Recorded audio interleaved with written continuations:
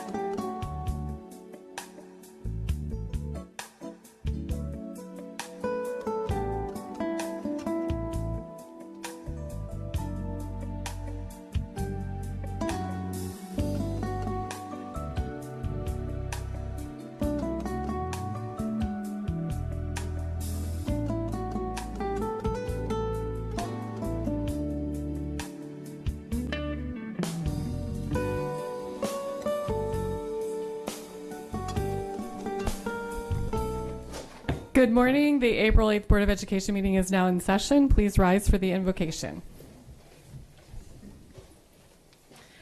O God, we pray to administer that which is just in all educational policies, being ever mindful of your guidance, stir us to action with love, wisdom, and understanding. The pledge. I pledge allegiance to the flag of the United States of America and to the republic for which it stands, one nation, under God, indivisible, with liberty and justice for all.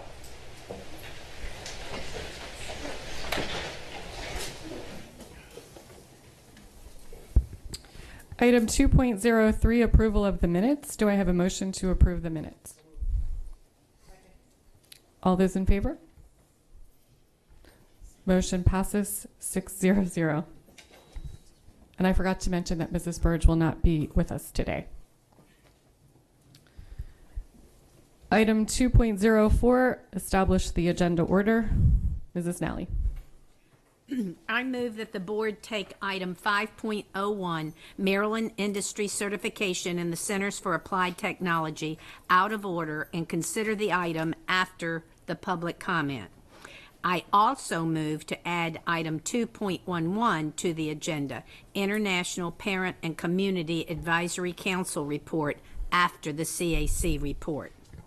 Second. All those in favor? Okay. Item 2.05 are board recognitions. We actually have two today. And the first one, I'll have Teresa Tudor and Laura Gardner come forward.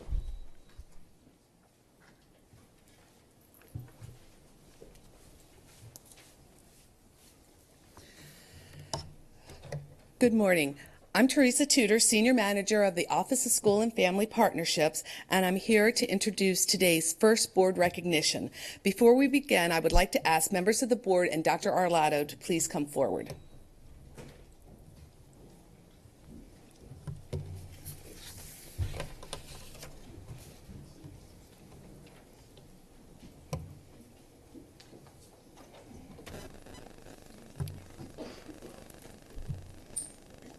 Members of the board and Dr. Arlato, today we are thrilled to recognize 19 parents who have spent many hours over the last month participating in our 5th International Parent Community Leadership Academy. The goal of the Academy is simple: to improve communication with international families and, as importantly, to diversify the pool of leaders in our schools and our communities so that we can better support the academic achievement of all students. Not surprisingly, our community engagement surveys have shown this to be a need for our school system, and initiatives such as this have gone a long way toward building the bridges that are so crucial for our students. Our participants in this academy represent 12 different nationalities, and they speak 11 different languages. Throughout the sessions, they have learned about each other and how the education system works in this country, and specifically in Anne Arundel County Public Schools. As is the case every year, I truly believe we have learned as much from them as they have from us. Together, we have worked hard to develop necessary leadership skills, made progress toward becoming culturally proficient leaders, and discussed at length the many challenges facing immigrant students and families. The work, of course, will continue far beyond today, but I am pleased to tell you all of our participants plan to pursue at least one leadership opportunity in the future. And now I'd like to ask Laura Gardner to introduce our class members who will come forward as their names are announced. Laura?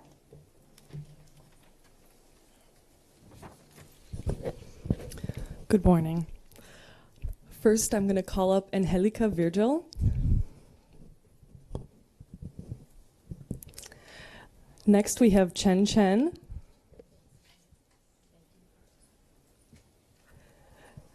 Gladys Jarena. Grace Kim.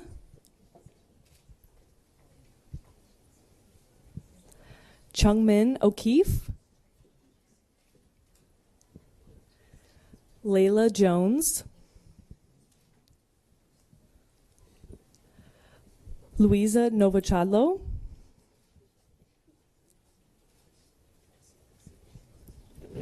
Mike Pham. Maria Elena Vargas. And now I'm going to turn it over to Gracie Williams, my co-facilitator. Maricruz Ochoa.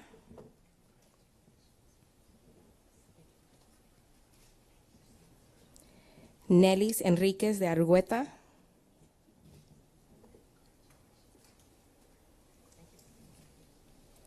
Olga Cortés.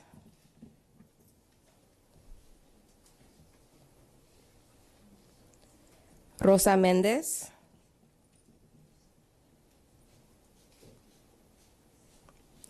Tabasub Jabin.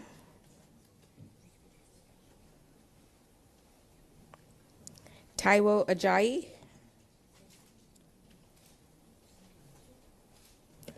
Valerie Perez Vega.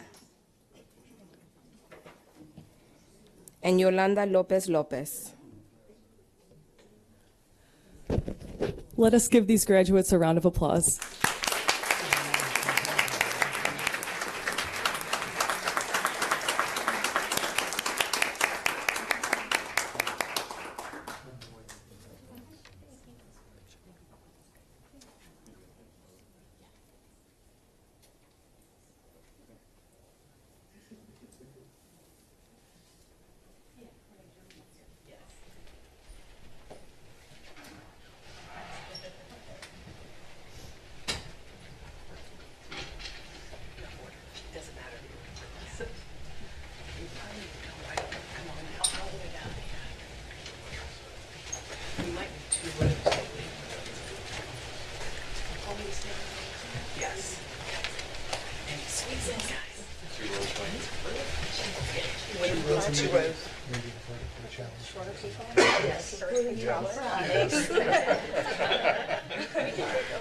Mike, you're the only man. Let's put you in front, too.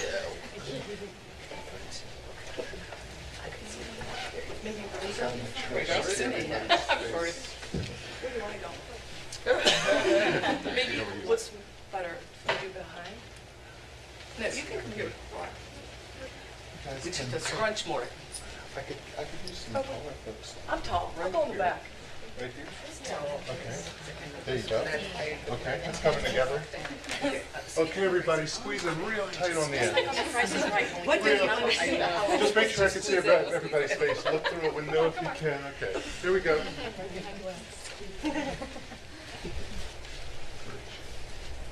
Pretty photos, guys. Everybody looking this way.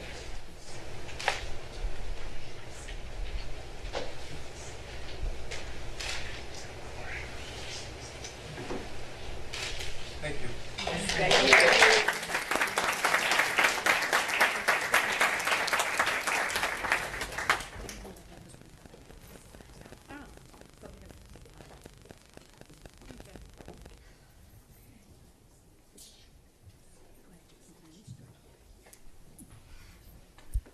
For our second recognition, we'll have Donna Cianfrani come forward.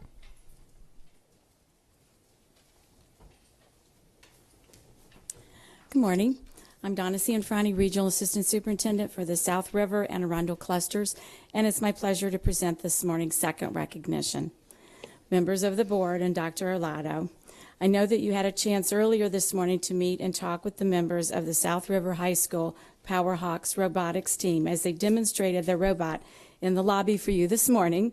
So I'm going to ask you to remain in your seats while I tell you a little and the public about this outstanding group of students. The Powerhawks recently competed in the New York Tech Valley Regional First Robotics Competition in Troy, New York. There, they became the first county team to win the Chairman's Award, considered the most prestigious in the scholastic robotics world. That award, one of about 60 given to the more than 5,000 robotics teams around the world each year, qualifies the Powerhawks to compete in the World Championships in St. Louis later this month.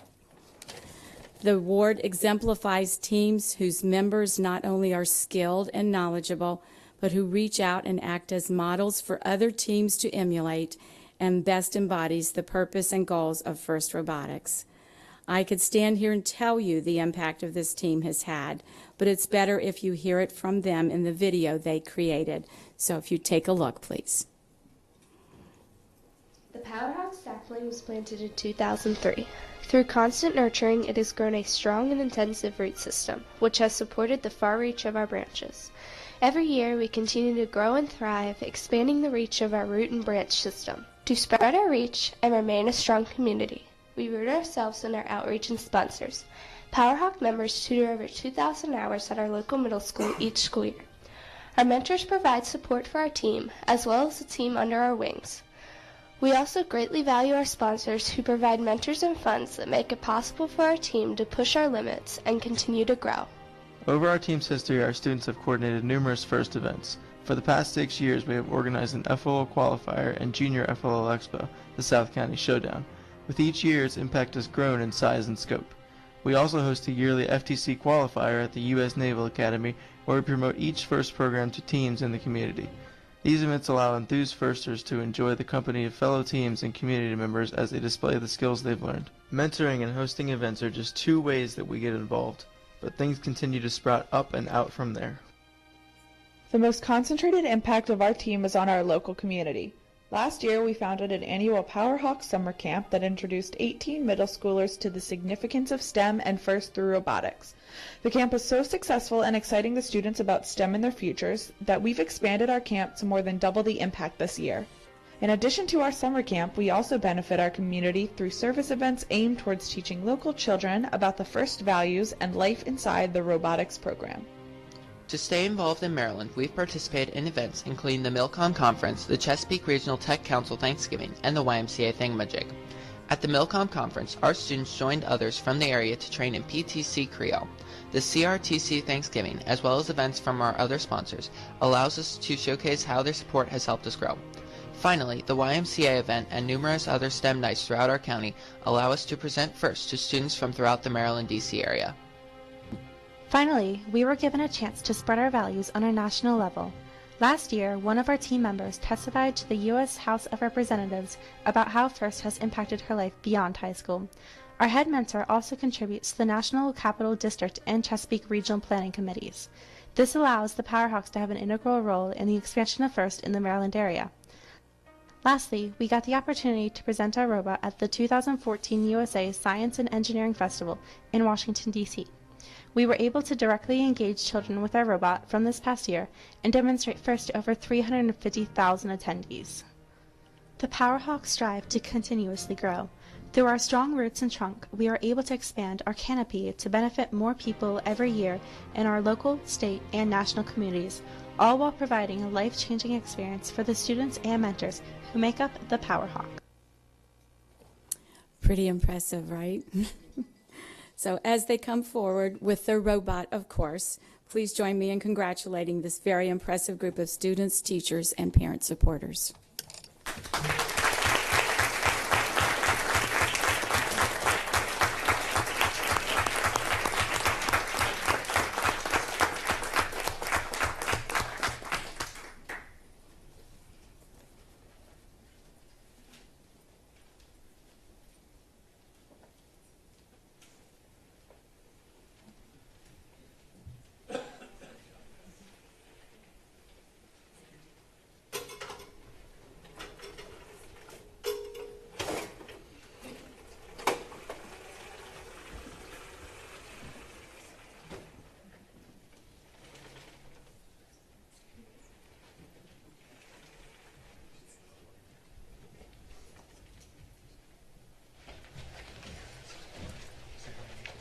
See everybody okay? And just a little tight for me, thanks. Okay guys, we're going to take 3 photos. Everybody looking sweet, big smiles.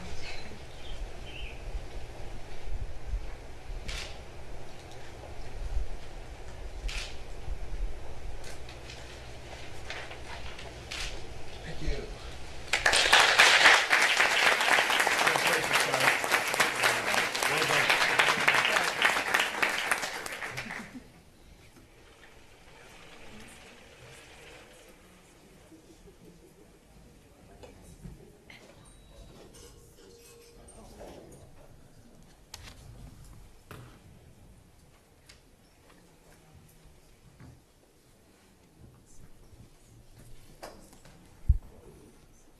Item 2.06 is Educator of the Month, Ms. Chaudhry.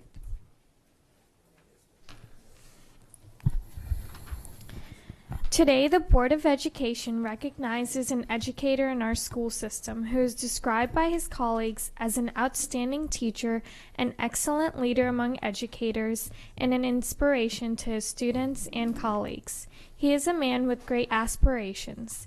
Zachary Lloyd, South River High School avid teacher, is an experienced professional who has been involved in educating students and training his colleagues on avid strategies with one goal in mind: student success.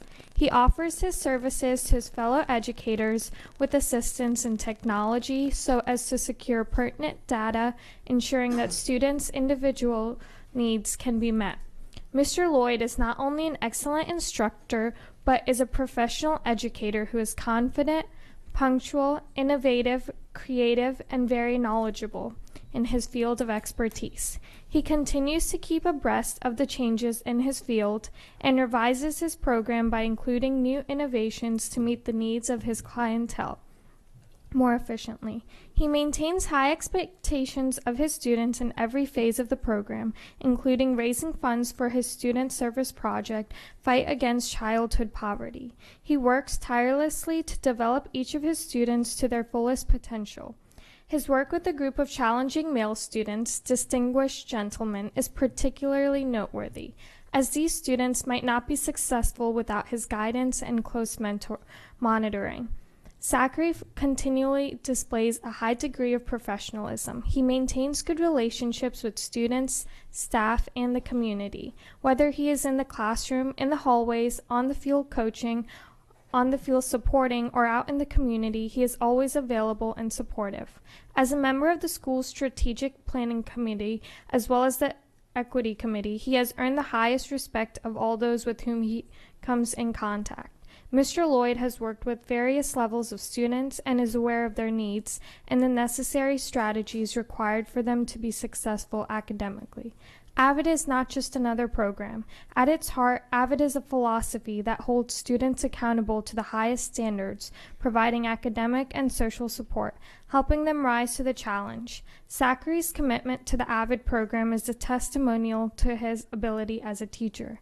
Zachary Lloyd, you prepare your students to become lifelong learners. You're enthusiastic, energizing, inspirational, committed to excellence, and passionate about educating the whole student. So for these reasons and more, the Board of Education is proud to recognize you Educator of the Month for April 2015. Congratulations, and if you could please join me up front.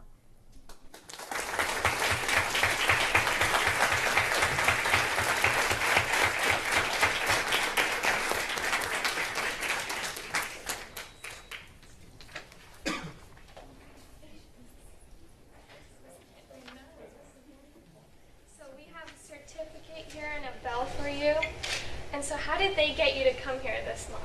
Our AVID teacher specialist, Miss Arita, told me we'd be talking about J. Albert Adams and Mary Moss, and they're AVID, and the board might want my opinion. So if you guys still want my opinion, let me know. I'm ready to give it to you. Don't worry. So who's here with you? My mom flew in from Arizona, which is awesome. Yeah, Mr. Meyer. Mrs. Kimberly Cox, who is our AVID elective teacher at South River, who I definitely could not do any of this stuff without her. My fiance, who I'm taking this award from, actually, because she won last month. So I guess I'll still the second best teacher in the house, I guess. Our AVID coordinator, Ms. Jen Lombardi, and our AVID teacher specialist, Ms. Dottie Reed. So. Thank you so much. Thank you. Principal. Principal. I said Mr. Principal, Mr. William Meyer, didn't I? Everyone has to talk to him. How come aren't you here?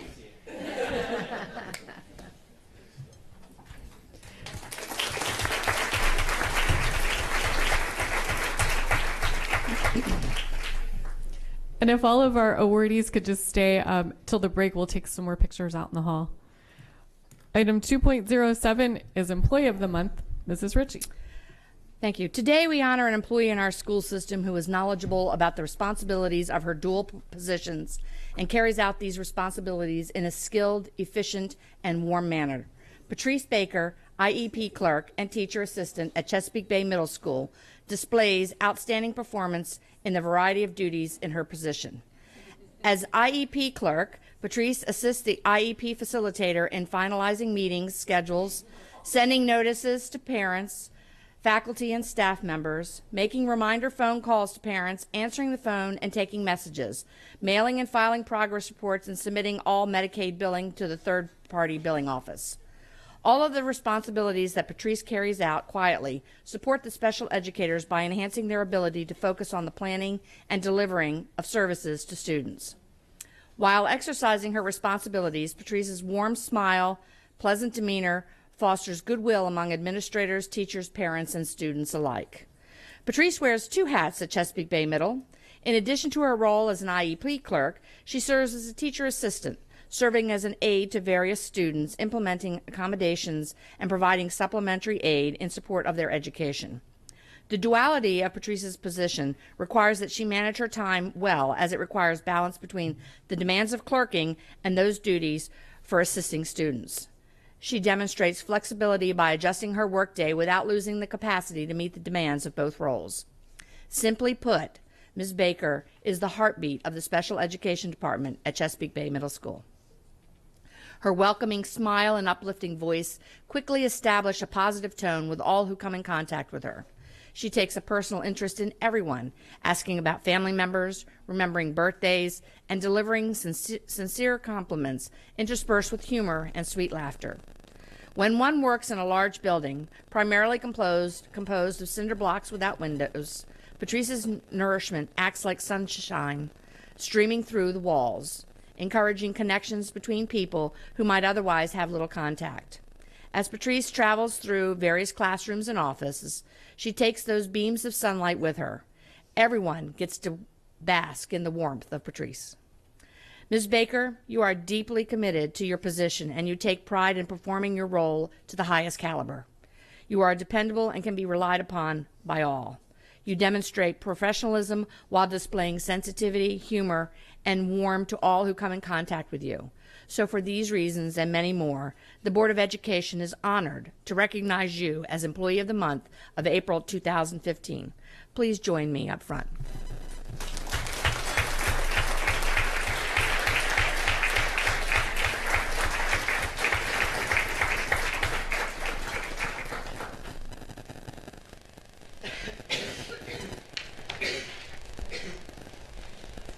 This is what you call a gotcha. Yeah. We have a wonderful certificate for you. Thank you. And for when they get a little ruly and you need to be able to get them in control, a nice bell. Thank you. And how did they get you here today? Our IEP facilitator told me that actually she made up this whole email about how there was a time-net meeting and that I needed to be here tonight. This is the only time we encourage one. Yeah, because we like it to be a surprise. And who else is here with you today? Well, I saw my principal, Mr. Dunn, and Kristen Bischoff, who used to work with us in our department. She's at Severna Park High School now. And, of course, our special ed department chair, Jenna Freiberg, and Kathy Alton, our IEP facilitator, the liar. Great. Well, this occasion. I told her, I'll never trust Advise. This is a little fib. And my older daughter, Jennifer Baker, my younger daughter, Amanda. Oh, wonderful. Well, congratulations, and thank you for all that you do. I know that it's a challenge sometimes, especially with all that paperwork stuff. You know, we in healthcare like to have a lot of paperwork, so. I love my job. Great, thank you very much. Thank you.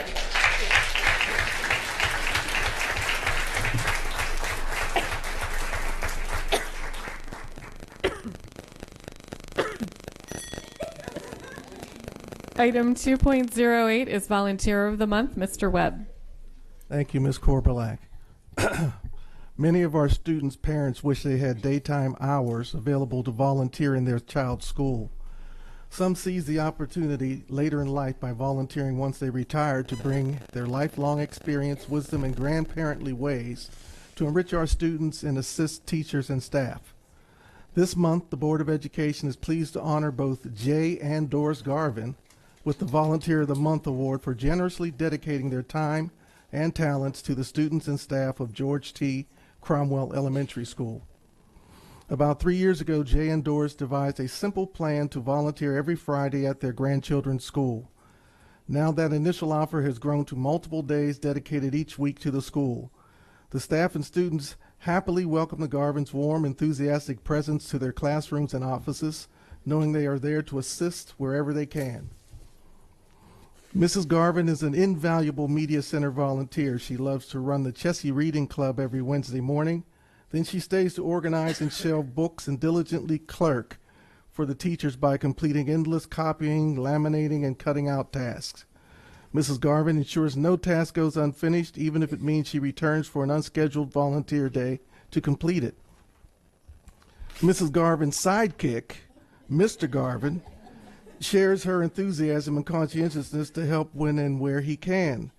Every week he donates many hours helping students with reading and math. Thanks to Mr. Garvin, third graders are increasing their reading fluency by practicing sight words and reading sentences and passages with him. Likewise, he meets with small groups to reinforce math skills and concepts, ensuring their progress toward mastering the Common Core standards. The students clamor to work with Mr. Garvin, and obviously the feeling is mutual. Principal Mary Beth Gormley declared, "The Garvins are treasured in our school. Their enthusiasm is infectious, and we are always thrilled to see them in our building. Our staff and students are enriched by their warm relationships with two knowledgeable and caring grandparents." Thank you, Mr. and Mrs. Garvin. Would you please come forward? With great appreciation, I would like to present this Volunteer of the Month certificate and bell to you.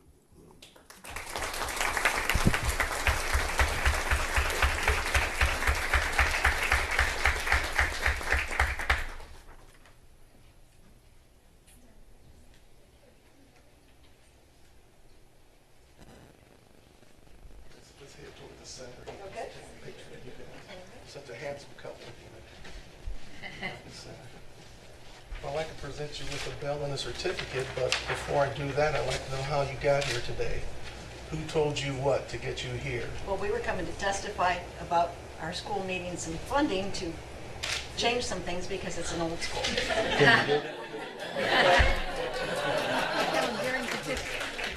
I have a speech all prepared. Well, I'd like to present a certificate to you. And you're the sidekick, so I'll give you the certificate and I'll give her the bell.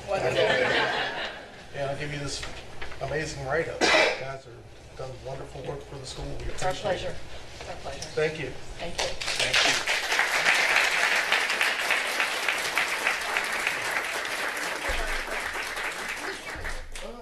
I'm sorry, our principal. Who's here with you today? Our principal, Mary Beth Gormley. I saw all those balloons and I didn't Yeah. put some on the balloons. And Michelle Agnes. Hi. Sorry I missed you. Thanks again. Thank you. Congratulations. Thank you. Thank you. Mr. Garvin, you can always come and do your speech during public participation for us.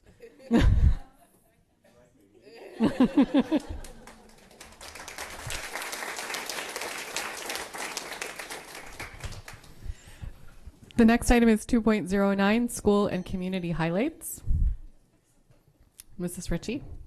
I have a couple things. One, myself and most of the colleagues were able to go to Nashville this past couple weeks ago to our annual National School Board Association conference, where I believe the count was almost 8,000 school board members from across the country were there. So this is a really big conference, and they have a lot of really great workshops and that we all were able to take advantage of and participate in. So I thank you all for the opportunity to be able to attend something like that, because it really does.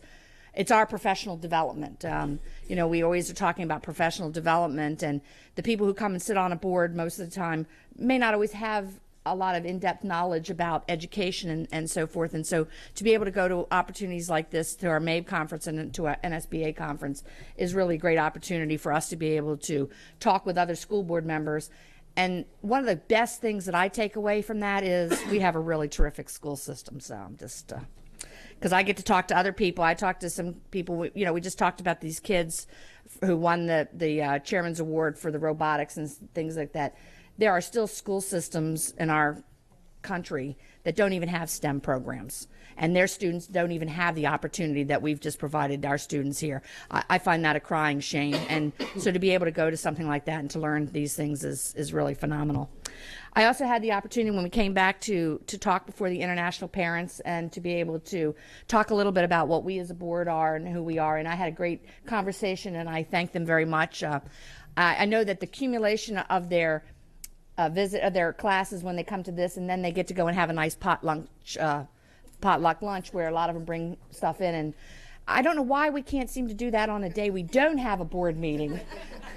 Because I've gone past there and smelled the smells that come out of there, and there's some delicious food happening. So I thank you for the opportunity to be able to come and to talk with you, and I thank you for your participation in this program and in helping to learn and carry forward the great stuff that's happening in Anne Arundel County Public Schools.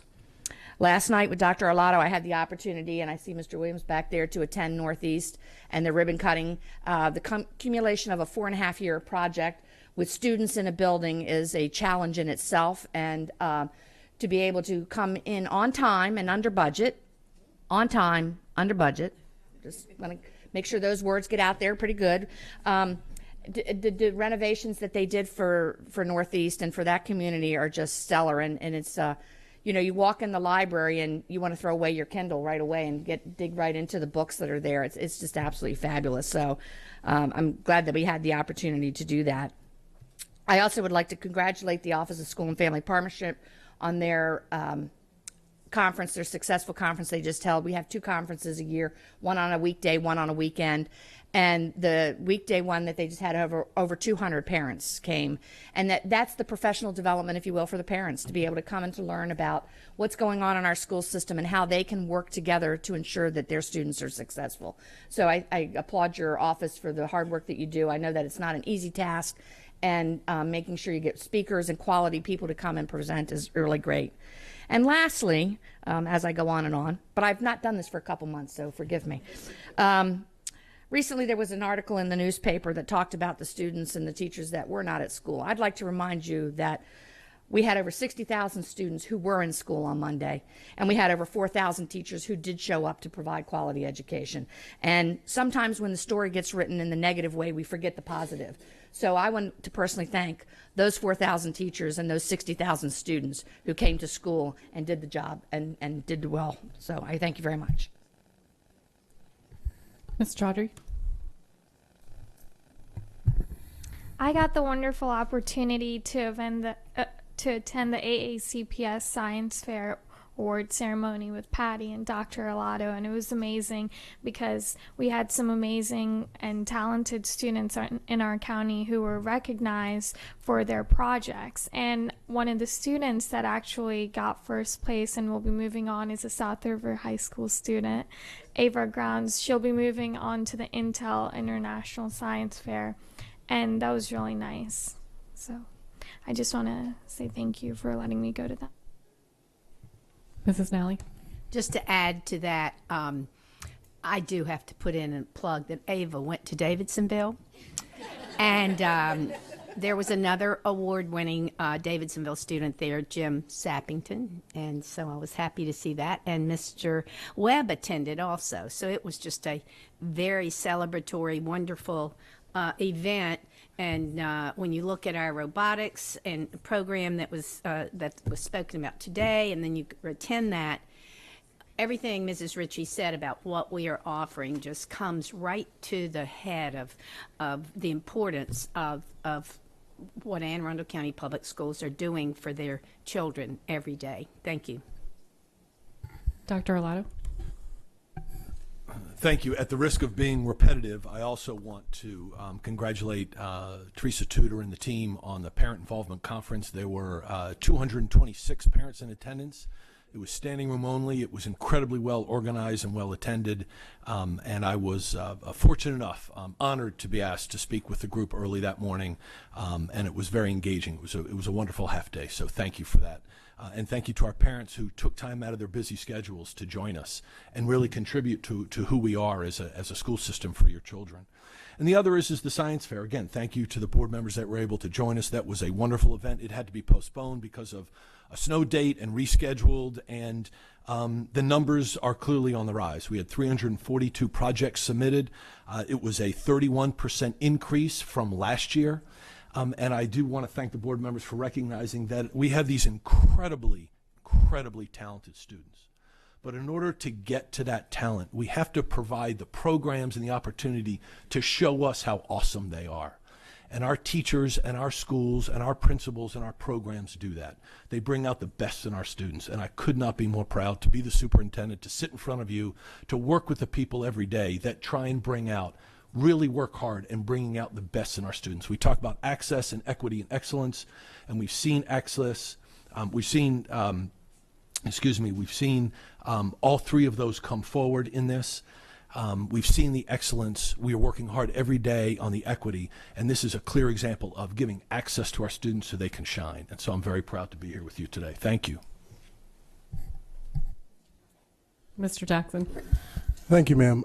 There are only two things that I want to mention, and since Mr. Williams is here today, I do want to congratulate him on the Northeast piece. It's like a little mini college campus up there, and I've been up there many times through the construction phases and the swing space and everything that's gone on, and students having to deal with portables and a lot of other things, and the gym is immaculate and the school is immaculate, and so I look forward to coming back up for graduation, and I look forward to seeing that educational foundation continue to be utilized for students and so forth. The final thing I wanted to mention was back on the NSBA, and as Ms. Ritchie mentioned, several of us had the opportunity to go to Nashville. They have various sessions and various speakers that come and speak to us. Our last speaker that came to speak to us on Monday was Montel Williams. And if many of you know, he's a Naval Academy graduate. He's a nuke, and he owns a lot of businesses, speaks Chinese, does a lot of things in the community. But I want to brag because there was only one student member of the board out of all of the attendees that attended NSBA, the National School Boards Association, and that was our student member of the board, just like there's only one student member of the board that has full voting rights. And she's a superstar, and she didn't tell me to say this. She's a STEM student, but at South River. But I say that because these are the type of opportunities that you get to have when you have such capable and qualified students that are willing to be challenged and to prove that they can learn. She had the opportunity as the only student member of the board to meet Montel Williams face to face and have lunch with Montel Williams. He asked, could he be her mentor? And that's something that is special. So she's special, and we're glad to have her.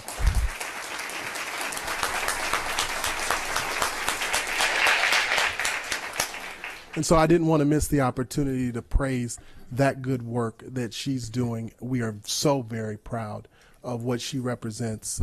As you all know, she doesn't speak one language or two languages or three languages. It's five, right? 5 languages, and that's exceptional. Thank you, ma'am. I'd like to brag on her a little bit more, too. For those of you that don't know, she has accepted admission to Johns Hopkins University in the fall, and we're extra proud of her for that, too.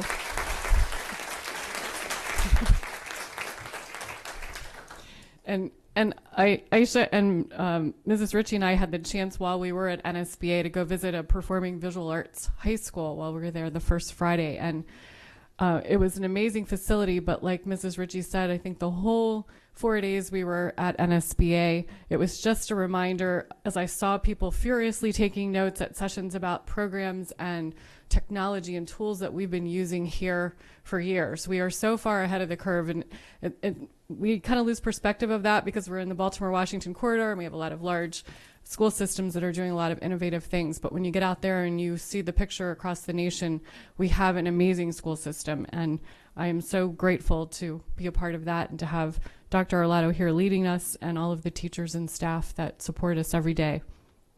The only other note that I have for school and community highlights is that I had the opportunity to speak to some lovely young women at Bates Middle School on March 24th. They have a program called Girls Breaking Boundaries, and they asked me to come in and share my story and some tips on how to be a woman leader. So it was just a wonderful afternoon, and I'm grateful that they have that program at the school.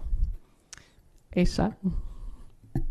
I just want to say thank you to my board members. You guys are way too kind.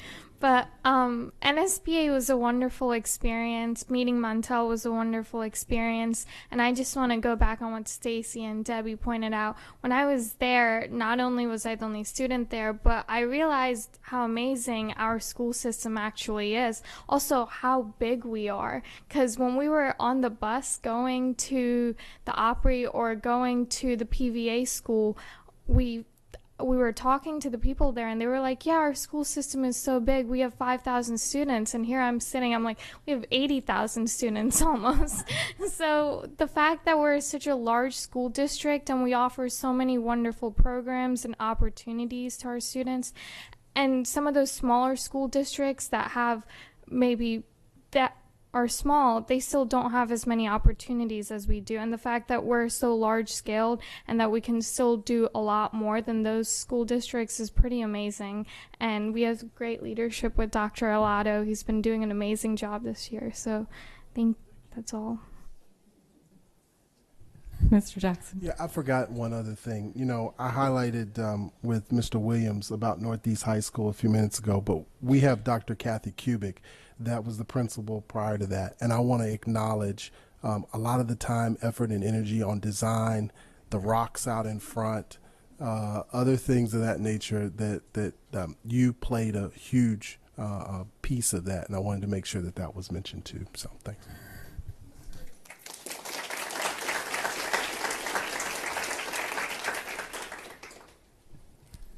Our next item on the agenda is 2.10, the CAC report.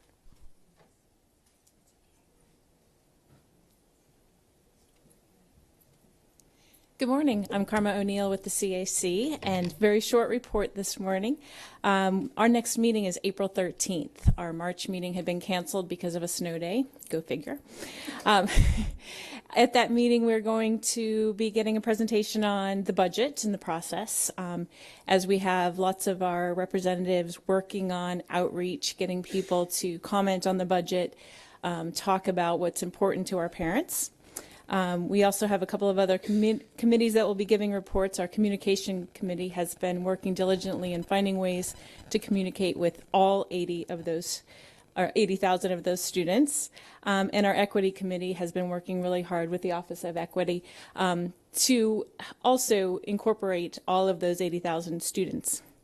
I should say almost 80,000, right? And then we're just working on outreach. We do have 2 open spots on the CAC. And we're also going to be soliciting for new members as members are going to be coming off the CAC, and that will be taking place in May. Thank you. Item 2.11, the International Parent Committee.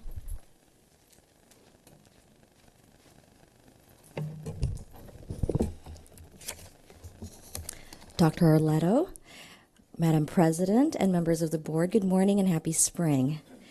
My name is Arundel Tupas-Setzer, and I'm representing the International Parent and Community Advisory Board. Created in 2002, our group's primary purpose is to advise the superintendent and the Board of Education on issues that are pertinent to international families in the Anne Arundel County Public Schools. We recently met with Dr. Arletto and are pleased to have this opportunity to provide a similar update to the board. This is our group's 4th report. Our group is comprised of representatives from each of the major international communities in Anne Arundel County, as well as liaisons from the county's Human Relations Commission and the AACPS Equity Office. Many of our members are graduates of the International Parents and Community Leaders Academy. Although we may come from a wide array of ethnic and socioeconomic backgrounds, our group is united in our commitment to assisting AACPS with elevating all students and eliminating all gaps. We believe in Dr. Arletto's emphasis on access, equity, and excellence. As the number of international families moving into Anne Arundel County continues to rise, we believe that now is the time to foster and develop an atmosphere of cultural open-mindedness and acceptance within our schools. AACPS has several excellent programs already set in place to help students from various immigrant groups settle in and really succeed in school. Our advisory board would like to take this process a step further by assisting AACPS in creating a more inclusive and welcoming environment so international students and their families don't feel invisible or lost or underrepresented. We'd love to see international families act as ambassadors who cultivate cultural identity and appreciation within their respective school communities, so that thus enriching the multicultural tapestry of our schools. With that in mind, our group currently has 2 areas of focus. Our first goal was to assist AACPS in increasing staff diversity. Our schools and classrooms need to expand in diversity so students become surrounded with faces that are ethnically familiar. We believe that this will aid in developing an increased sense of belonging. We recently met with Mr. Bill Goodman and others from HR to discuss ways in which they might increase each of their international communities' access to the international communities for recruiting a diverse staff. We're now working on a resource pool for each ethnic community, which includes suggestions where to advertise jobs, ethnic-specific job fairs, and so on. Our group will continue to collaborate with HR by lending our support and expertise.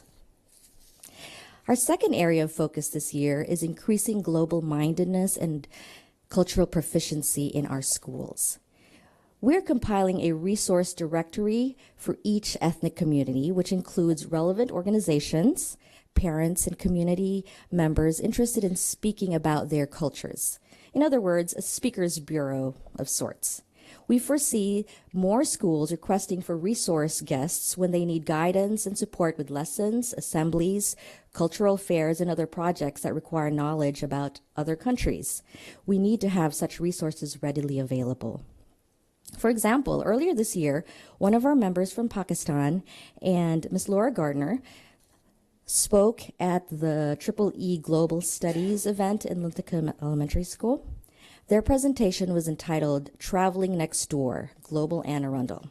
They highlighted relevant events about this particular school's diversity and then emphasized that students don't need to travel far to learn about a new culture or language. More recently, we've been connecting with the Community Development and Global Citizenship Signature Program at Arundel High School to arrange speaking arrangements featuring local guests from various ethnic backgrounds. As you're probably aware, the voices of international parents have often been underrepresented in traditional parent involvement activities. The International Parent and Community Advisory Board aims to connect Anne Arundel County Public Schools with the international communities of our county. We're committed to aiding our schools in raising healthy, well-adjusted young people equipped with the skills and mindset of progressive global citizens. We look forward to reporting to you about our initiatives in the future. Dr. Arlotto coined this phrase in one of our meetings: great schools, great kids, great community. I love that line and would like to end by adding one vital word that speaks volumes to where we'd love to see AACPS.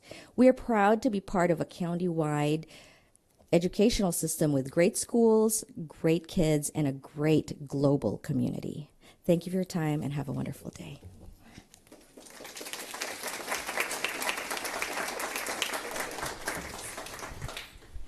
Thank you. We're going to take a short break to take some pictures, and we'll be back for public comment.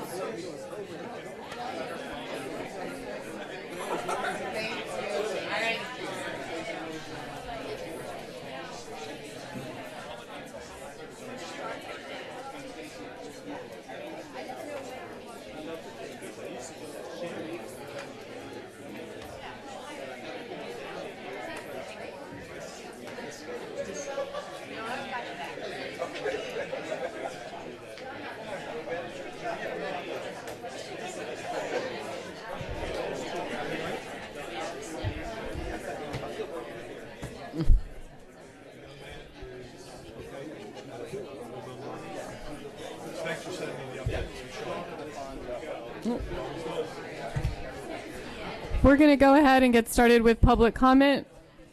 Anyone wishing to speak on an item not on today's agenda may offer testimony during this public comment portion of the meeting. Speakers will be allotted 3 minutes each, and the board asks that comments remain civil and appropriate for the various audiences that may be watching or viewing the meeting. Student-specific and personnel matters are confidential and cannot be discussed in this forum.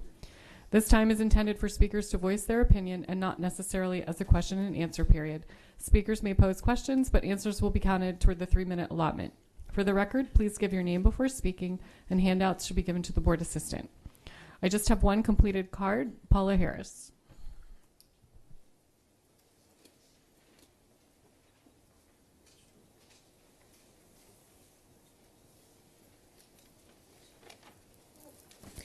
Good morning. I must first apologize. I don't know what's going on here, but I'm going to try to make it through. My name is Paula Harris, and I'm a member of a family that has resided for 6 generations in Anne Arundel County, specifically in what was once considered the village of Eastport in the city of Annapolis. I am here today to speak in opposition to the proposal to revise the current policy and regulation on renaming or naming schools and non-school facilities.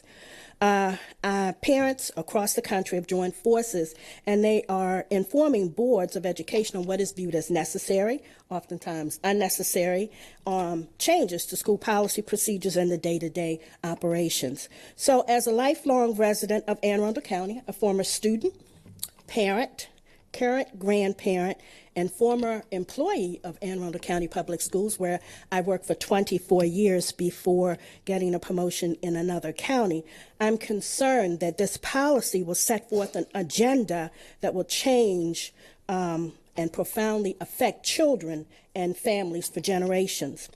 The schoolhouse is a foundation of our global society, as well as the history as a country, state, county. And many communities wove this tapestry that is our educational system. None of these stories is created from one cloth, but woven together from the evidence left in our historical record. Multiple narratives and stories exist because of the many angles from which we view our past and carve out our future. Removing the ability to honor individuals who have made outstanding contributions to the community, county, state, or nation diminishes our ability to honor the accomplishment of those who dedicated their lives to the pursuit of academic achievement for all, and to be able to honor those who are currently involved or may pick up the baton in the future. I've done some research. Baltimore County, City, Montgomery, and Prince George's County all have in their administrative procedures ways that you can honor distinguished persons who have made contributions to the society locally and globally. In a comment recently, Mr. Moser said that Dr. Arlato was opposed to naming schools for individuals. I'm less concerned with the how, and I'm more concerned with the why. Why is this focus on naming or renaming facilities? Now, I can make a lot of assumptions based on data and evidence that I'm collecting, but I won't.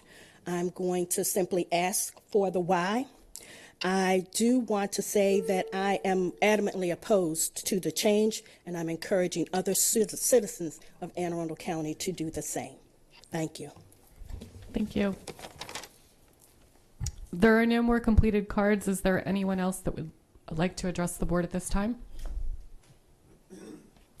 Okay. Item 5.01, the Strategic Plan Maryland Industry Certification and the Centers for Applied Technology.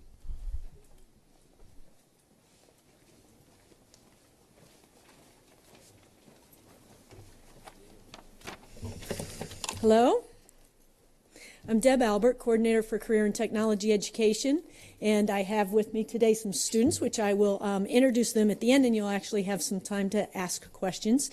But we wanted to come today to give a little update. Last year we came and talked about industry certifications in particular, which is one of the indicators, of course, of the strategic plan, part of Indicator 7.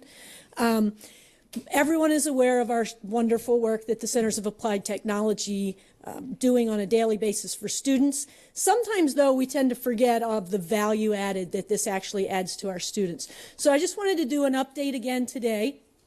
The Centers of Applied Technology currently offer 25 different programs. However, many people may not realize that we also have 13 completer programs running at our comprehensive high schools as well.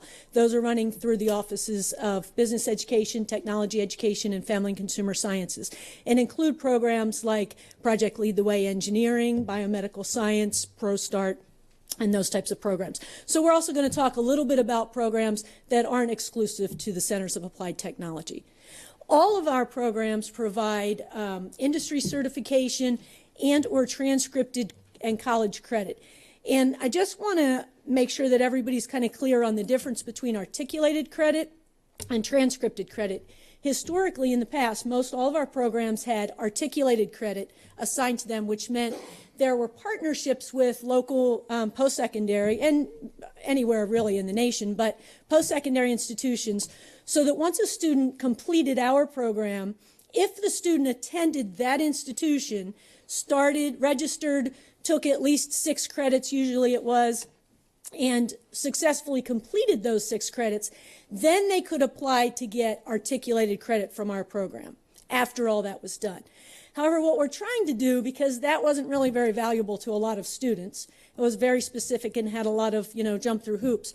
What we're trying to change that to are transcripted credits. And many of the post-secondary groups that we're working with are working on one program at a time where our instructors work directly with their instructors, make sure that our course is aligned, our program is aligned, and then our students take the post-secondary final exam. While they're our students, they get a transcripted credit for that college without ever stepping foot on the college campus or registering at the college or anything. So that is becoming a really valuable piece that we're building and growing for our programs, and we'll talk a little bit more about the numbers in just a second. Many of our programs also offer apprenticeship steps, and of course the industry certification is extremely valuable that students get. Some of the examples of industry certification, and they range from our nursing assistant. Our cosmetology students actually sit for the actual state board licensure. We have industry certifications in automotive, in welding, in all of our construction trades. All of our programs have some industry certification related to them. The graduates from 2013, we had a total of 387 graduates who left us earning at least one industry certification. Most of our programs have opportunity for students to earn more than one. This past year, we had 426 graduates leave us earning at least one industry certification. Part of that growth is that we are trying to expand programs as well so that we are offering additional opportunities to students. The transcripted credit piece, this is again kind of new. We've only been doing this for the past few years, and each year we try to add 1 or 2 programs to it.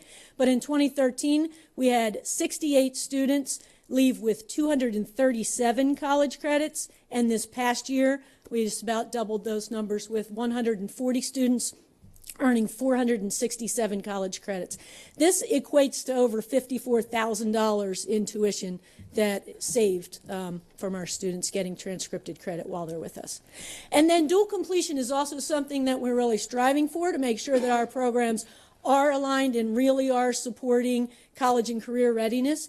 So dual completion simply means that students meet the university system graduation requirements, but they also meet a career completer graduation requirement. So they're taking at least that 4-course sequence that's approved by the state. In 2013, 54% of our Center of Applied Technology graduates met both, were dual completers, and in 2014, 56% were. So we're also moving in the right direction there. And then just a quick note on how we are working to expand these opportunities for students. We have added pharmacy technician to our Academy of Health Professions at the centers.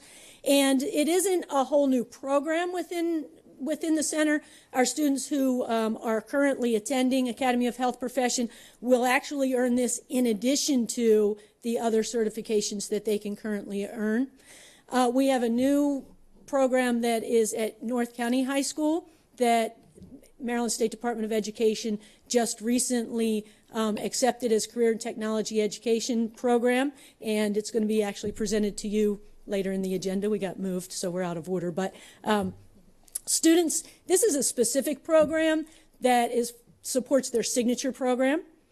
And students will actually be leaving us with 18 college credits transcripted.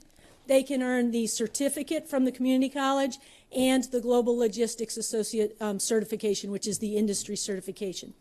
We are also proposing to start 2 new computer science programs, one at Meade High School and one at Chesapeake High School, and that will enable our students to earn the industry certifications, as well as there's some AP coursework involved in that, but it will add the industry certifications that you see there. So we're working towards identifying completer programs for high schools that support their signature, and at our tech centers, identifying really those high-tech programs that we might want to bring in as other programs are maybe phased out because they're not, high-tech enough, or maybe industry doesn't support them anymore. The 2 students I have with me here today, Marlena Lewis is representing Cat South. She's currently a student in the automotive technician program. And Chandler Kerr is here from Cat North with printing and technology. We've created a very short video, and then questions will be after that. I heard about the program through my brothers and sisters before me, and they had gone through it and they had a lot of fun. So I figured I'll give it a shot. And so I enrolled and I got into the printing technology program. After I got here, I learned about all of the certifications and stuff that you can get through the program, and I realized that that would be a really good opportunity for my future, whether it's to work my way through college, as a career, whatever it would be. It's just like a really good opportunity. You come out with all of these certifications, other classes have college credits, you're like one step ahead of everyone else that's just graduating from their home school. At my home school, I would just do a bunch of work and they'd say, have it done by the end of class or whatever. But here it was, we actually went and we worked on stuff that was more relevant, and it really helped me learn a lot better because it was more hands-on. I'm a really kinesthetic learner, so I learn best by taking things apart and putting them back together. So at the homeschool, they teach you all about different concepts and things, and but it's all on paper really. They teach you how to write, they teach you how to do math and things like that. But here you actually learn a real skill, something that you can go out and you can just already do. And it just was a really good learning experience for me because I'm visual and kinesthetic, so I saw it and I got to do it. Without Cat North, I wouldn't have any of the certifications that I have, like the print ed certification, and that was just something that we did during class. I actually have my all 6 of the ASC student certifications that we take here at Cat South. So I have the steering and suspension, brakes, engine performance, engine repair, electrical, and maintenance and light repair. I got the opportunity to compete in Skills USA, and my first year that I competed, I went through regionals and placed first, and then I went to states, but sadly I didn't place. But then I came back the next year, and with all the training that I went through, I ended up getting first in regional, states, and in the national competition. as like a graduating student, you already have the skills that some people don't learn until after they graduate. So you're already one step ahead of everyone. Now that I'm actually in the workforce and know what it's like, I look back and I say, I did all the same stuff. It was all the same. So it really helped me see what it would be like and to prepare me for it. My ultimate career goal is to go into cancer research, and one of the biggest skills that you actually learn in automotive is like you learn how things work and then you learn how to apply them. And if you really think about it, researching is the same way. You have to research how it works and then you have to think of a way to fix it. The school's motto is the school that works, and it's really more than just a slogan. It really worked for me, and I know it could work for anyone else. It's fun and you learn, and you don't even necessarily know that you're learning the concepts because you're having so much fun. It's absolutely invaluable. There's so many opportunities, there's so many different choices that you have, and you really can go straight from here to work, and it's just nothing you can find anywhere else.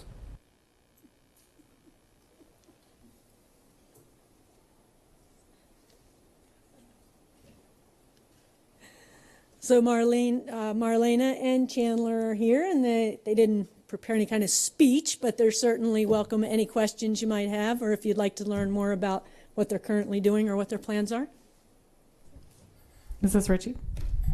I've had the opportunity to visit more Cat North because it's my end of the county more so than Cat South, but I have been able to come down south at Cat South, and I'm just always impressed. I work in the medical field, so you know, when you talk about certified nursing technicians, that's a really big deal. And, you know, you get a certificate and you have to, through the state and everything, and people aren't hiring anybody. You can't just be a nursing assistant anymore. You have to be certified. So to be able to get that through schools is terrific.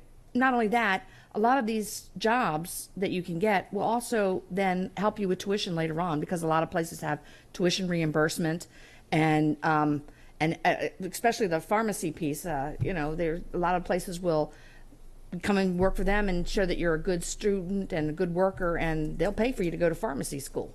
You know, so that's a win-win in my book. As a parent who has to pay for college, that's a definite plus. Now, Marlene, you had said something, you're doing the automotive, and hey, that's cool. You said you wanted to go into cancer research? Yes. Oh, that's very cool. So you're taking a lot of chemistry as well? I did take AP chemistry, and then I also did biology at the community college on like nights and weekends the first semester. So that's been really helpful because obviously it's going to be either biochemistry or microbiology as a major. So great feel. And what do you plan to do, Chandler, with your? Well, right now I work for the Department of Defense, and I plan to continue with that. And I'm sure they got some money there to help you go back to school with too. Yeah, that's terrific. And for too long, I think we have really helped these programs to really shine now than that we hadn't before.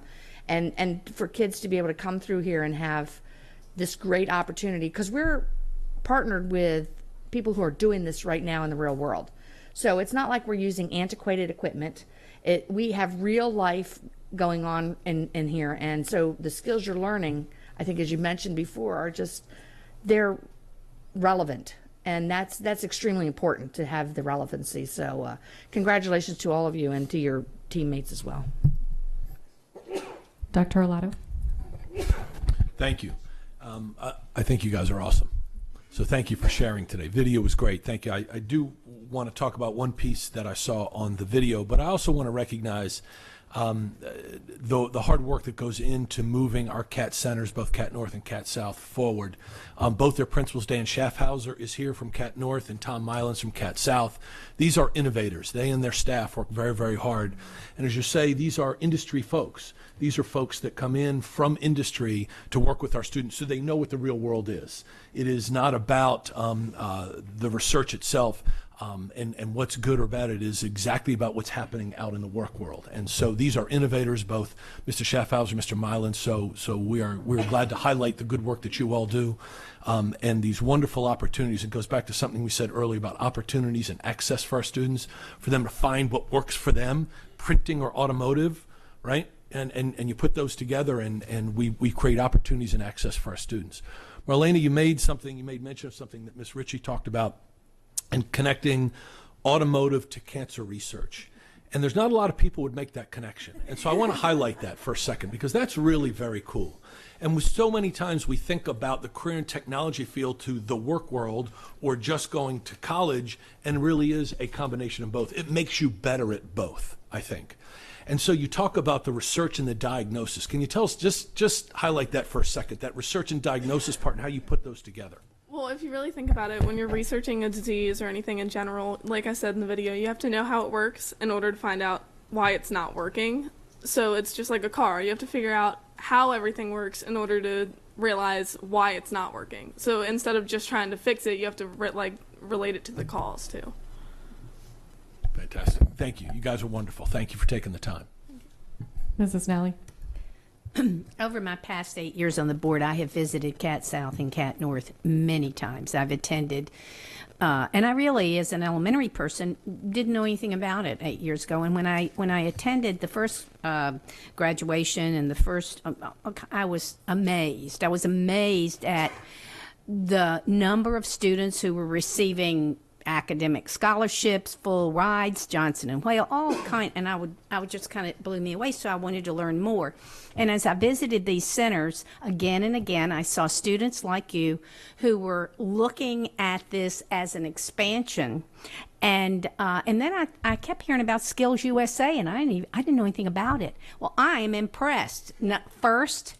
And that is a big deal. I don't think if anyone doesn't know about Skills USA, I learned about it. And first in your local regional, and then you eventually went on to the national for first. And that is, how many people competed?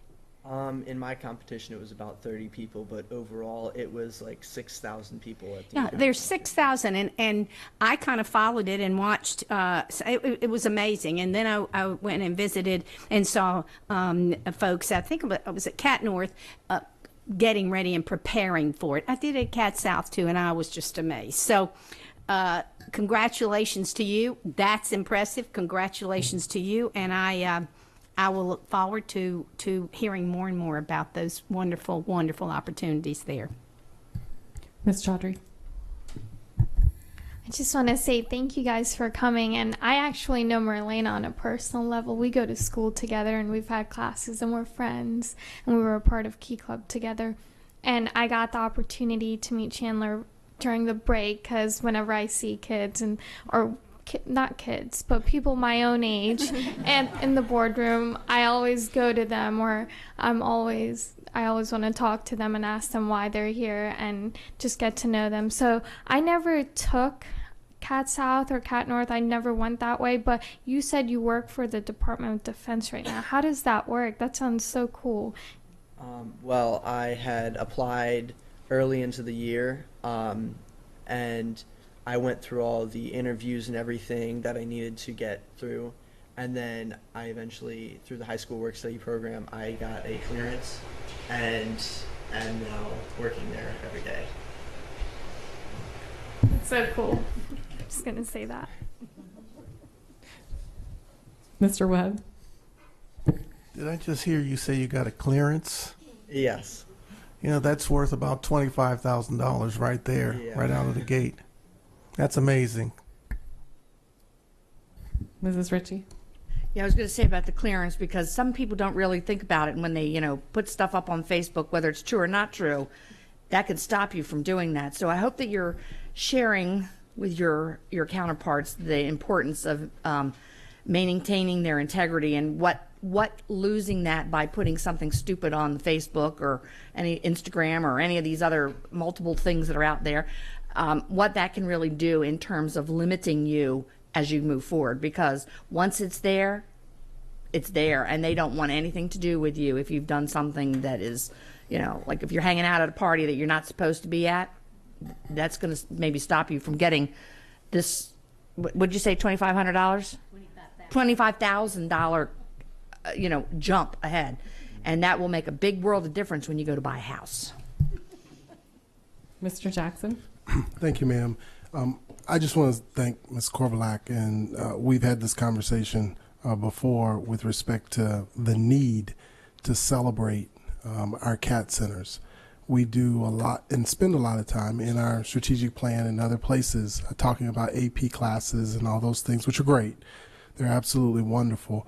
But we also have to place some importance on celebrating our career readiness programs. And I thank you both for coming in. We have to have carpenters to help build our homes. We have to have plumbers and electricians to help us make sure we've got lights in our homes and plumbing in our homes. Those professions are worthy professions that we need people in, and we need to help educate our students at being in. So there's nothing wrong with college readiness. We need folks to be college ready.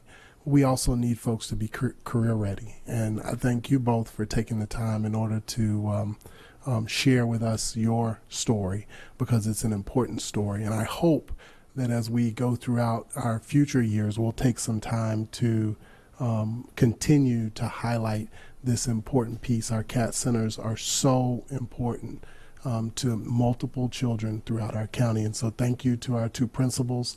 Thank you for working through all the logistics that it takes in order to get children from high schools and into your buildings and back to their schools safely, so that they can get back integrated back into their high school curriculums and then back to their homes. And so to both of you, we appreciate you giving us some feedback because the numbers are wonderful. Thank you, ma'am. I also want to echo that what Mr. Jackson was saying. When we were at our conference a couple weeks ago, every session I went to, every big group, plenary session, everybody was focused on career education. It was a very different message than we had heard the year before. And folks just reminding us that some of the highest paid hourly jobs and vacancy rates are in fields like plumbing, electrical work, auto work, all of that. And they're going unfilled because our schools, our K-12 systems aren't necessarily encouraging students to also pick up a trade while they're in school. It doesn't mean they can't go to college. It doesn't mean they can't, do both. But the focus has been on college for so long, college prep, that we've forgotten that career piece sometimes. And I know we're ahead of the game in Anne Arundel County, and especially doing things where students can stay in their community school and also graduate with certifications is really important. But that message is loud and clear, and you guys are already ahead of the game. So congratulations.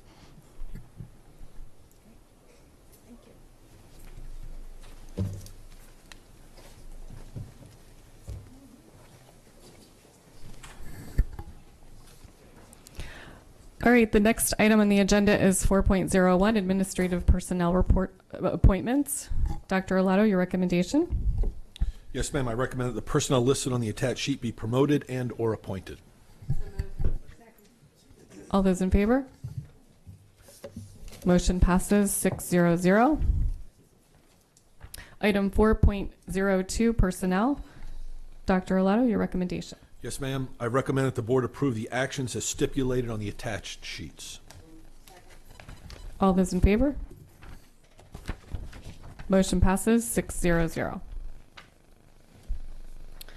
We have a series of policies now. 4.03 through 6 are second readings. The first one is Evaluation Rating of Teachers, Policy Code GBH, and this is an information item. I see there were no comments after it was posted on the website for 30 days. Is that still the case? That's still the case. Okay, are there any board questions or comments on this policy? Is there any public comment? All right, so we'll go for a third reading. Item 4.04, second reading, Policy Evaluation and Rating of Administrators, Policy Code GBI. This is also an information item. And there were no comments after being posted on the website for 30 days. Are there any board questions or comments? Is there any public comment? All right, we'll move that on for third reading. Item 4.05, second reading, Formulation of Administrative Regulations, Policy Code CF. And there were no comments after being posted on the web for 30 days. Are there any board questions or comments? Any public comment? Great, we'll move that one on. 4.06, second reading, Student Nutrition Services, Policy Code EB. And you said there was one comment? Yes. There was one comment, and it has been incorporated in, and we did also make some adjustments based on some conversation we had last time about where parents could find the information on nutritional information on different foods and stuff, so that's been added in the regulation. Mr. Jackson? Yes, what was the comment? It just had to do with parental, I think, input on where the information could be found, similar to what we had received from the board. Okay, and So where on was it incorporated? If you don't So on mind page 3 of 4 of the regulation, item number 11, it says this information can be found by accessing, and it provides the web link. And then we said for those that didn't have access to the web, they could contact the Division of Food Nutrition Services. Okay, from I thought we have had the discussion before from a committee standpoint that we wanted to try to stay away from websites in policies, regulations, because they could change.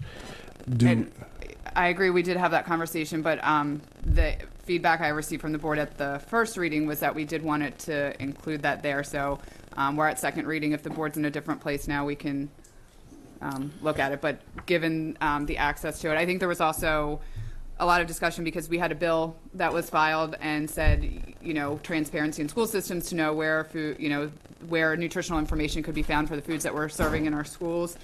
And so we thought this was another way to do it. And since it's a reg, we could change it easily, but you're absolutely correct. We have had those conversations at policy committee.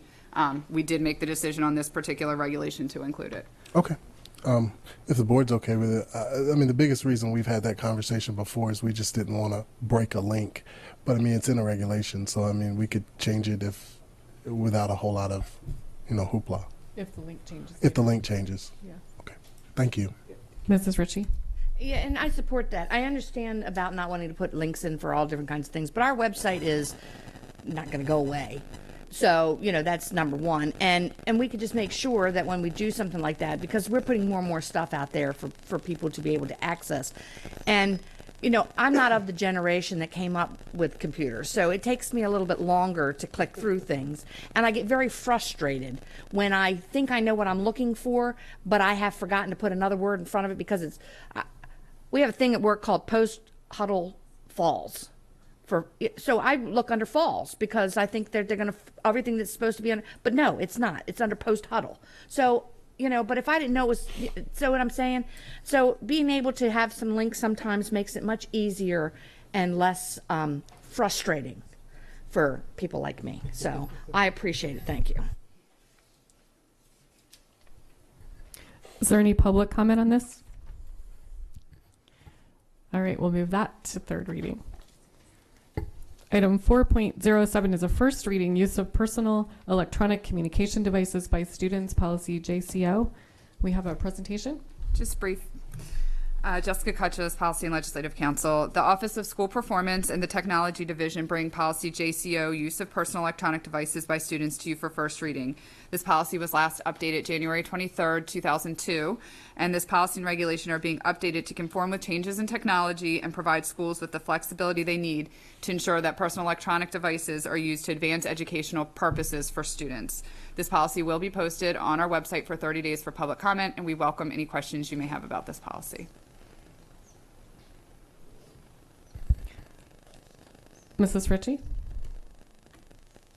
I did note, okay, I think this is great because you're always going to have the person that says, well, what happens to the student that doesn't have that? Well, there's going to always be that thing, but more students have it than don't have it. And so we can work with those kind of things. If you don't have it, you're not going to get punished for not having a cell phone. That's number one. Now, one of the things, since I pay our cell phone bill, that I worry about is the data usage and, you know, and so forth like that. So we're not anticipating that these are going to be like gobbling up a lot of data and things like that in terms of how much your allowances can, because I have whatever the max is, but I mean, some people have cutoffs and things like that. So, and they share phones within families. Right. So one of the things that that is really good about this regulation and this policy is that it provides flexibility within schools. So a principal can make the determinations based on his population and his demographics within his school and what's available as to what appropriate usage is. And if something like that were to come up, he or she could put restrictions on how the devices are being used. So I think there's a lot of considerations that have to be accounted for when deciding that a personal electronic communication device can be used. And I would think that that would be one of the considerations that an administrator would take into consideration as to putting parameters around when and how they're used. Well, and remember, I'm not the tech savvy person, so I don't know whether this is right, but my daughter and husband tell me to use Wi-Fi because then I don't use the data. So we're going to be able to use the Wi-Fi in the schools, or no? No, and I have Mr. Birkins here from the technology department, so he's going to tell me if I say anything out of line. But my understanding is that at this point, students are not able to get into our system and our Wi-Fi. They would have to use their own personal, like you said, data usage plans that they had available.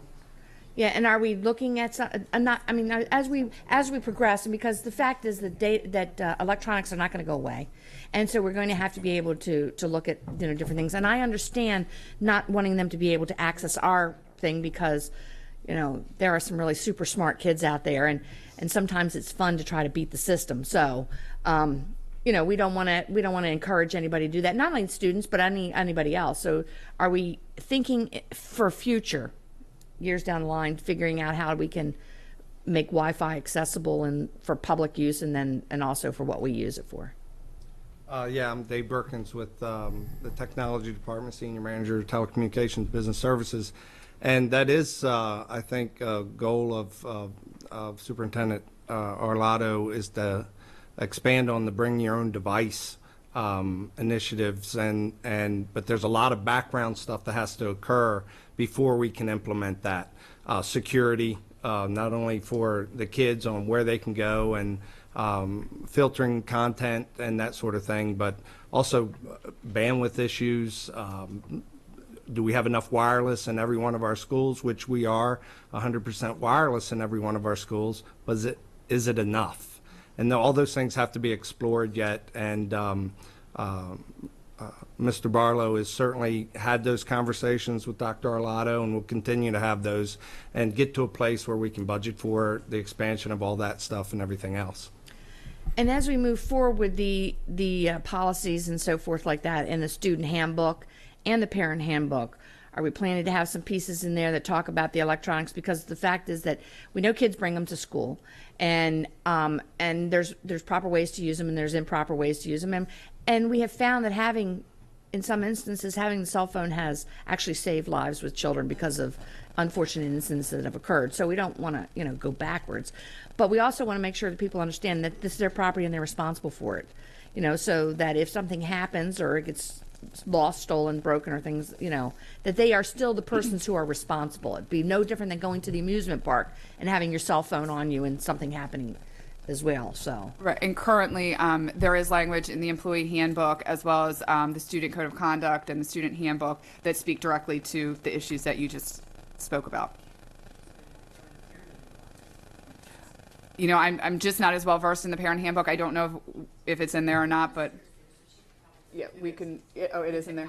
Yes, yeah, because typically, yes. Was you can't have it. So now that we're starting where we're bringing our own devices, we're looking at more of those kind of things.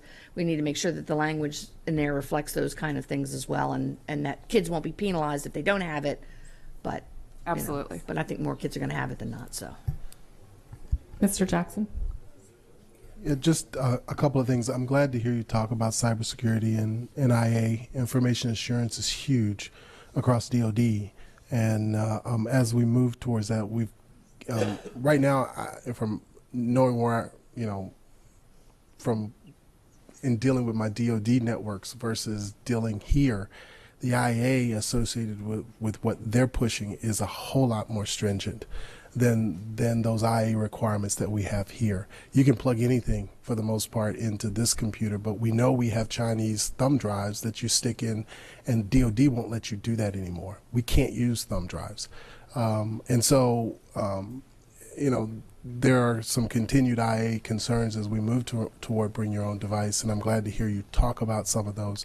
And I would ask the superintendent for us to, if he could have a conversation, I'd love to have a conversation with you down the road about what is that strategic plan as far as getting to bring your own device. And I know you all are just starting to have some of those conversations, but hopefully we can have some of those here at the board level so we have some kind of timeline for when we're going to see this maybe policy brought back before us again, whether it's 2, 3, 4 years.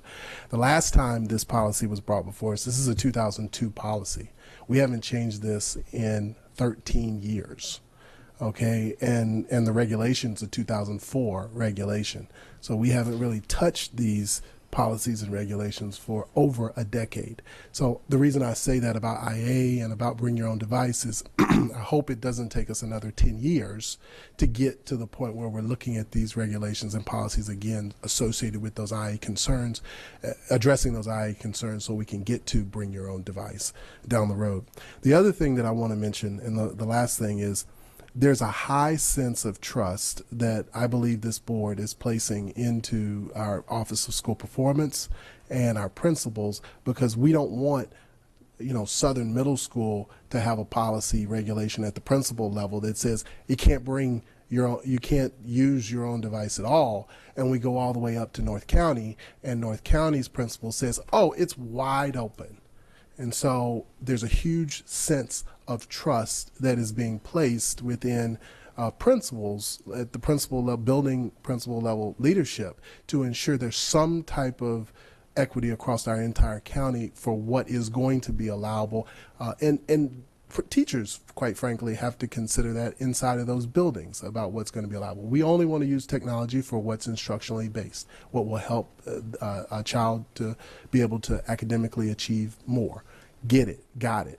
But we just have to be sensitive associated with that as we move forward at implementing this across our entire county, because there are nearly 80,000 children that are going to be impacted by this. Thank you.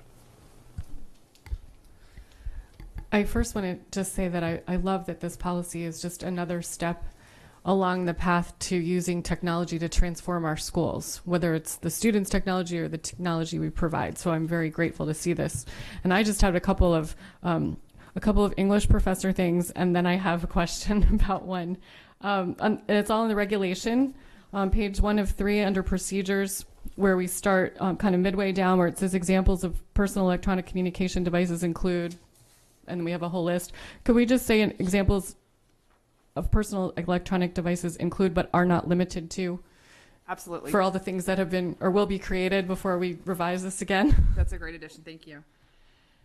And then 3 in the paragraph, you've got policies and regulations instead of policies. Oh, okay.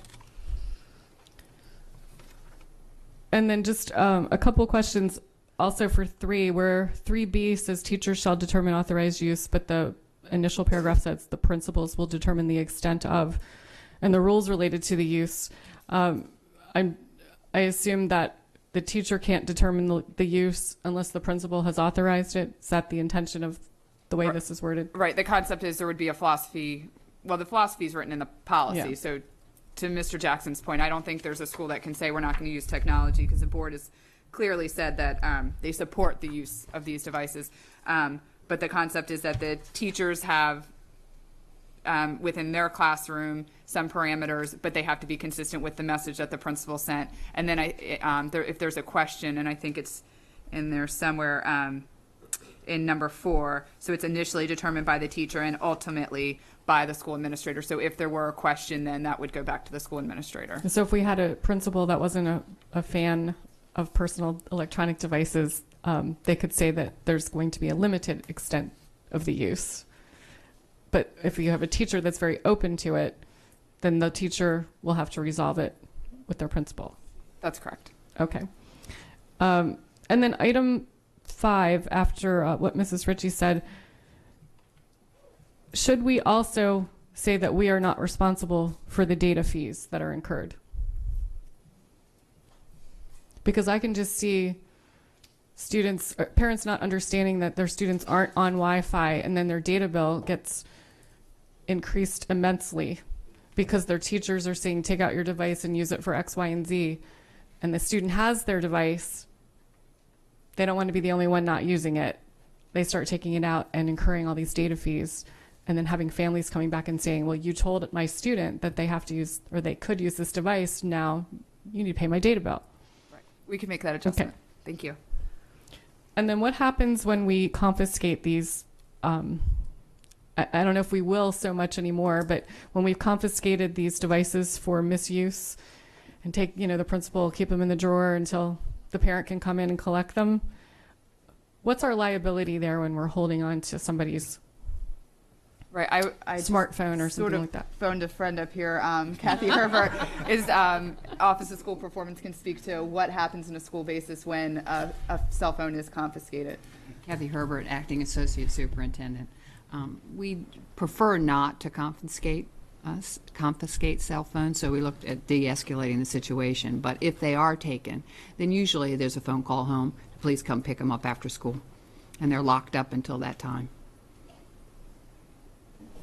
So as long as we don't damage it while it's in our care. There is a lock spot in each office that those phones, because in the past, as you cited, we used to take them all the time. Yeah. So there is a spot in the office, and hopefully it won't be used that often, but there is a lock safe spot We had for some them. phones in my family that were confiscated once upon a time. You're familiar with that practice. Yes. It always seemed to be on a Friday. We couldn't get them till Monday. Mrs. Nally. Just a question. I've had a couple of teachers who have remarked to me that there is a problem with cell phones. The students will go in and they'll take a picture of the test, send it on to their fellow friends who are taking the test later in the day. Do you hear a lot of that? And I said, well, it's obvious to me. I would collect those cell phones when you walked in the door for that test. And teachers said, it's not such a good idea. I've got a bunch of cell phones. Something happens. And I said, well, tell them to put them away. And they said, well, it's very hard. The students are extremely good at doing this and doing a click and gone. Tell me about that. What would the teacher do? Because I can understand the impact of collecting all those cell phones, but I can also understand the impact to the teachers. They said, well, this one teacher said, I'm just making different tests for everyone. Well, that is a lot. That is difficult. And it could be done on standardized tests for that matter. I think this is that a problem you're seeing, or what's the solution, or? We have seen it on the national news, so we know it is an issue, and we have heard some isolated cases in our school. But it's really just more the contemporary form of cheating. So you would handle it like you used to. I used to just look over on someoe's paper, and and you had to handle it that way. Not you. I never did that. Thank you, Dr. Olato. But now, the teachers, I understand, they do not want to collect them, because then they have that responsibility. Right, but that's it's a what they matter of say. you put it away, and if you have it out during the test, then you would follow the normal process as you would for any kind of cheating incident. You can do what I do at the college. The phone goes up on your desk and face down. So I can see that the phones are on the desk, and when they're not on the desk anymore, we know where they are. Good practice. Dr. Olato. Thank you. We have to, Ms. Nally, we have to trust that the students are going to use these educational instruments appropriately, just like we're going to trust, Mr. Jackson, that the principals and teachers are going to move with this policy, both the letter and the spirit of what we're trying to create. So we have trust in our principals, in our teachers, and in our students. You can see just from a couple of questions that have come out, we could paralyze ourselves with all these questions and never move forward with where we need to go. Because we could easily say, oh, access to Wi-Fi, nope, let's shut it down. Possible cheating, let's shut it down. Somebody not doing the right thing, let's shut it down. I think it's time. The students are carrying these instruments. They're much more sophisticated than we in our own generations are many times. And this is the way of the world. We have to move forward. We could paralyze ourselves just through these questions. And so I think we're scratching the surface. when we're going to be able to bring this back, Mr. Jackson. I hope less than 10 years, but I couldn't give you a date. And I'll tell you that now publicly. I don't know the next time it's going to come forward because we don't know where this is going to go. We've got to sort of get our arms around how to manage all these different, we can't be responsible for all different devices that are out there. We can't bring them all onto the network at the same time for the security of the overall system. You well know in the work that you do. So we've got a lot to learn. This is scratching the surface, but I think it's the first step in the right direction to begin to involve technology in the learning process with our students. And we're going to trust that the students are going to do the right thing, that the teachers are going to do the right thing, that our principals are going to do the right thing. Mrs. Ritchie. And you have to look at this as a cost-saving thing, because I saw this last night. Mr. Tootin did a little story on this, and one of the students was talking about how, in the past we had these things called Santios, or we used to call them clickers, and you have to pass them all out, and then they put something on the whiteboard, and you'd click and you'd get the answer. Well, now they can use it with an app right there on their phone, and they can do it, and they get immediate response. It's an immediate assessment, and so there's really great stuff that's going on with the use of these devices, and then we as a school system don't have to buy all these Santios, and so we can spend our money someplace else. So just it's a cost saving too. Mr. Jackson.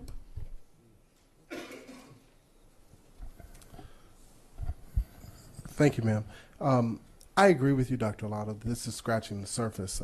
The reason I asked the question about the longer-term vision is not because I expect an answer that we're going to bring this policy and regulation back next year or 5 years from now, but because I really want us as a board to be a part of the conversation that's going to take some time to work through. I think this is scratching the surface, but the real reason I asked the question about when are we going to move, or when can we be a part, or when can we have another conversation associated with moving past this as we scratch the surface here, is because a lot of a lot of children, we know, 25,000 of our children live in poverty. They're not going to have necessarily all of them access to internet on their own. And so when you think about that, you think about the iPod and how it's different from the cell phone. The iPod has no necessary data that you can go out a service with it.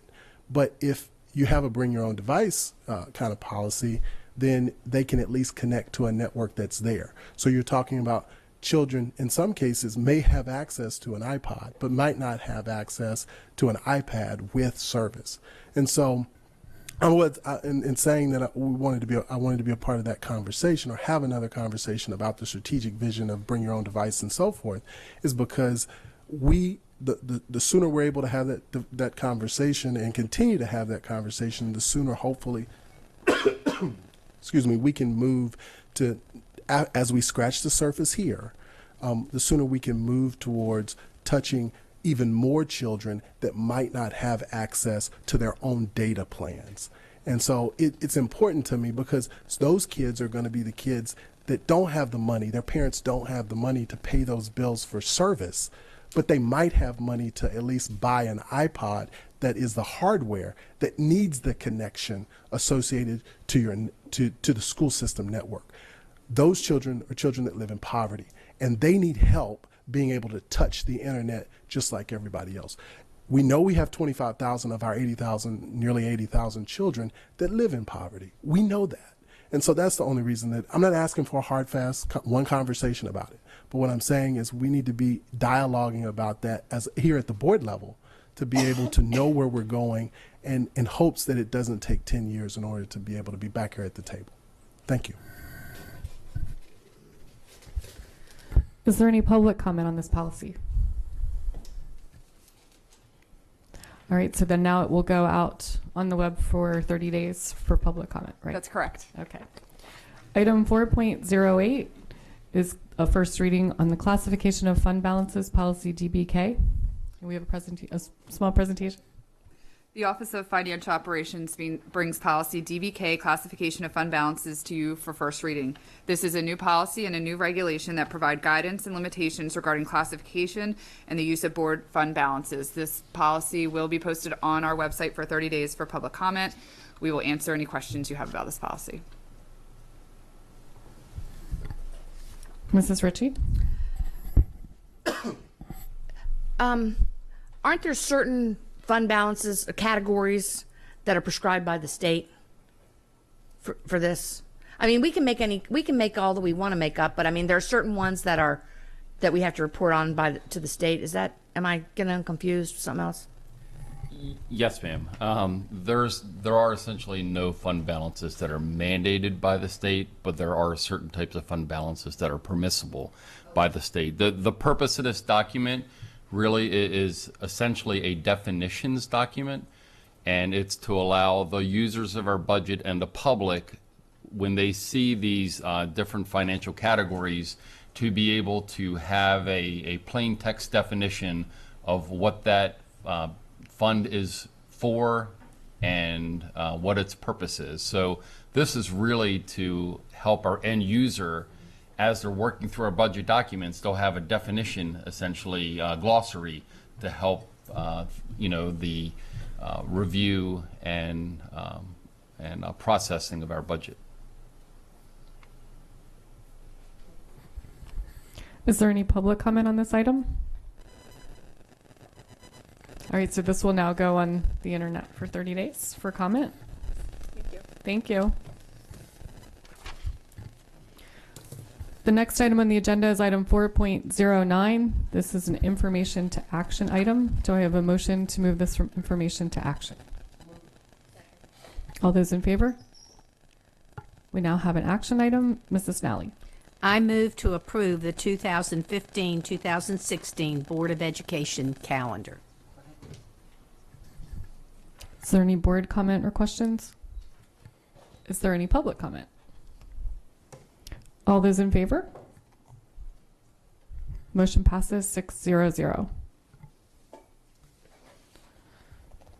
The next item is 4.10, new course approvals. This is also an information to action item. Do I have a motion to move this from information to action?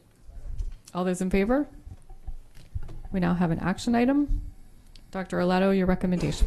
Yes, ma'am. I recommend the approval of these courses beginning with the 2015-2016 school year. Mrs. Ritchie? Not related to this, but sort of related to this. As Ms. Korbelak mentioned, when we were down in Nashville, one of the things we could do on the Friday was to go and visit it was a magnet entertainment school. Okay. And they had people who do performances, but they were based in business. And they learned about contracts, they learned about how to write contracts, they learned, all the business kind of side of the music industry, because they were focused on the music industry and so forth.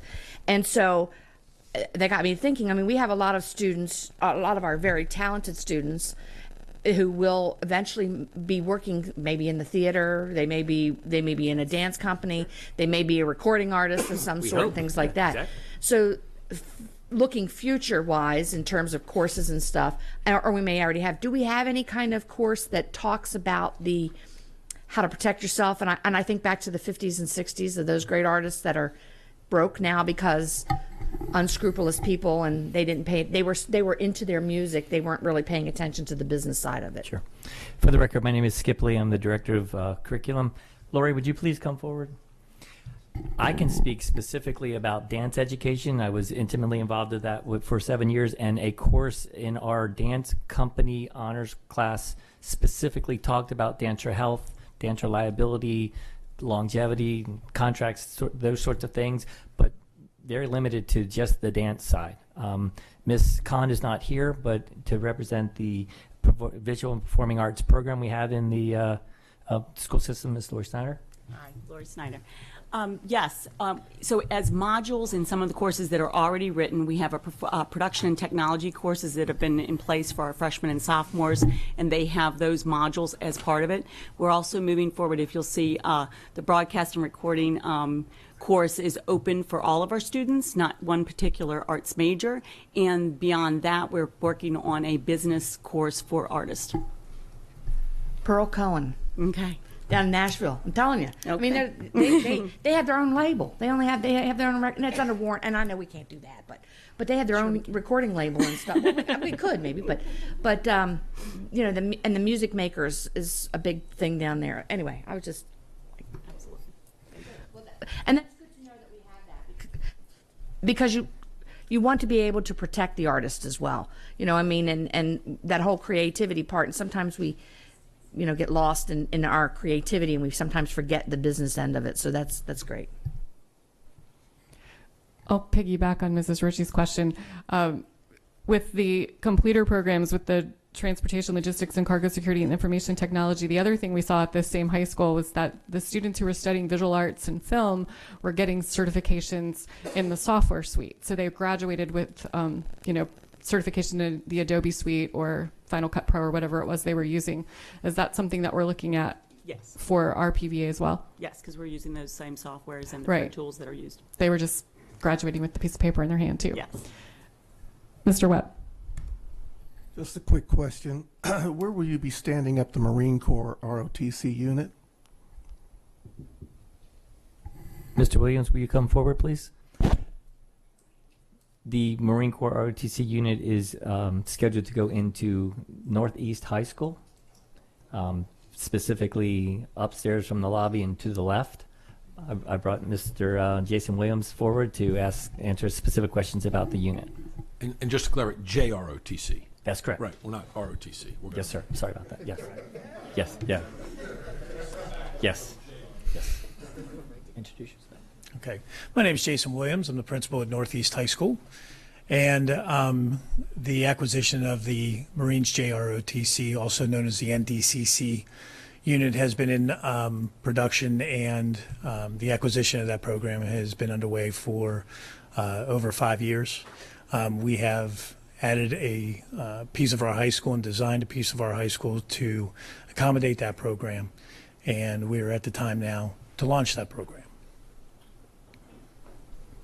Fantastic. Thank you. Mr. Jackson. My question actually resides around the JROTC, Marine Corps. Tell me, do we have a Marine Corps Lieutenant Colonel retired? What do we have that is going to be teaching? Like for Annapolis, they have an 05 retiree, I think. That is he an employee of Anne Arundel County Public Schools, or? And the reason I asked that background question is because I don't know, how is this employee, how is this person that's going to be leading and teaching the class, how is that going to be taken care of? Yes, they are retired Marines, and they are specifically trained to work in a high school teaching the Marine JROTC course. Yep, and they will be an employee of Anne Arundel County Public Schools. Okay, and so that's two employees that'll be teaching the class? Correct. We will start off with one employee to build and gain interest in that program, and then grow from there to two. And I see here from the write-up, you currently have 72 students that have requested it for the 15-16 year. Do you have any idea, pipeline-wise, what you think you would have? And what does 75 students really equate to? Is that 2 different class sessions associated with covering that? Or is that, it's not all of them in one class, but I'm assuming, 24 or something like that per class? You're talking about 2 or 3 classes? Correct. It'll cover 3 actual sections.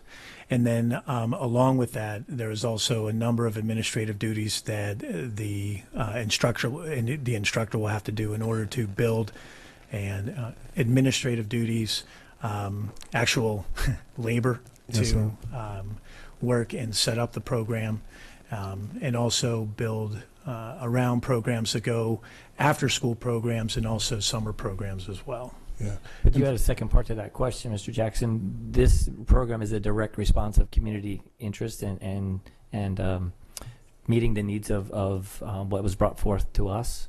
So Mr. Williams and Dr. Kupik before him embraced this opportunity for this this particular school community. It is new. We've actually met with folks from the Marine Corps, and there's a lot of momentum behind it. Yeah. Well, great. So we're thinking about 75 to 100 kids per year. Are we thinking? We'll be well over 100 by the end of its first year of inception next Awesome. year. Yeah. That is great news. Thank you very, very much for putting this. It really expands the whole piece from Navy at Annapolis, Army at Meade, and now Marine Corps at Northeast. And so thank you all for doing that. And Dr. Arlotto, thanks for supporting that. Mrs. Ritchie? Are there ever really any retired Marines? I think they're, once you're a Marine, you're a Marine. We have gotten questions in the past related to, the ones I've gotten are mainly from Annapolis. This is much like a signature program at the school where the students that are in the school are eligible. Are students who are not in the school eligible to come to one of these, provided they provide their own transportation? Not currently the way our current program is set. It is not a magnet program at this time. Yeah, well, I mean, it wouldn't be a magnet program for any of them. I mean, I'm just saying, we've gotten one or two kind of, or I have, I don't, I can't speak for anybody else, but I've gotten a couple of things before where they don't think it's fair that their student can't go to Annapolis to be part of the Army or junior ROTC. And I didn't know whether they were able to go to there if they provide their own transportation and apply to come into that. I just... We certainly would take, students who feel strongly about attending the Marines JROTC unit. We would take that as on a case-by-case basis. Yeah, I mean, that was their thing. They were just upset. And this is more like we do the signatures. This is school-based, and it's for that school community and that interest. And so, We try to be with all of our programs as inclusive as possible. Is there any public comment on the course approvals? All those in favor? Motion passes 600. Thank you. Item 4.11, this is an information to action item, Farmington School right-of-way dedication and abandonment. Do I have a motion to move this from information to action? All those in favor? We now have an action item. Dr. Arlato, your recommendation? Yes, ma'am. I recommend the approval of the Farmington School Site right-of-way dedication and abandonment. Are there any board questions or comments? Is there any public comment? Oh, Mr. or Mrs. Ritchie.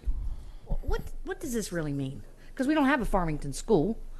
So, well, yeah, but I mean, I don't see it anywhere in our pipeline right now. But oh, that's right, MGT's coming. That's right, I forgot. But what you know me, Alex. Simple terms. For the record, Alex Checkno, Chief Operating Officer. Back in 1997, as part of the subdivision process, the master planning of the entire Farmington Village community, a parcel of land was deeded to the Board of Education as a future school site. You're correct, we have no school there today, and our current 6-year CIP does not have an active school project for that location. However, an adjoining property owner of ours is looking to develop their parcel, and they need access to their parcel of land. Someday in the future, we're going to need access to our school as well. So what's happening is, in lieu of someday in the future, the Board of Education having to construct the entrance driveway, construct the utilities into the project to service our project, the developer is going to be ahead of us. So instead of us bearing that future cost, in order to allow the developer to get access to his property, he is actually going to construct a driveway. It's going to be of the appropriate width that will service his community, but more importantly, it will be wide enough to, in the future, service our projects, our buses, everything, plus the utilities that we're going to require to develop our property someday in the future are going to be put in place today to service the development, and yet they're going to be adequately sized and capped off so that someday in the future we'll be able to tap into it as well. So it's really of a tremendous benefit to the Board of Ed,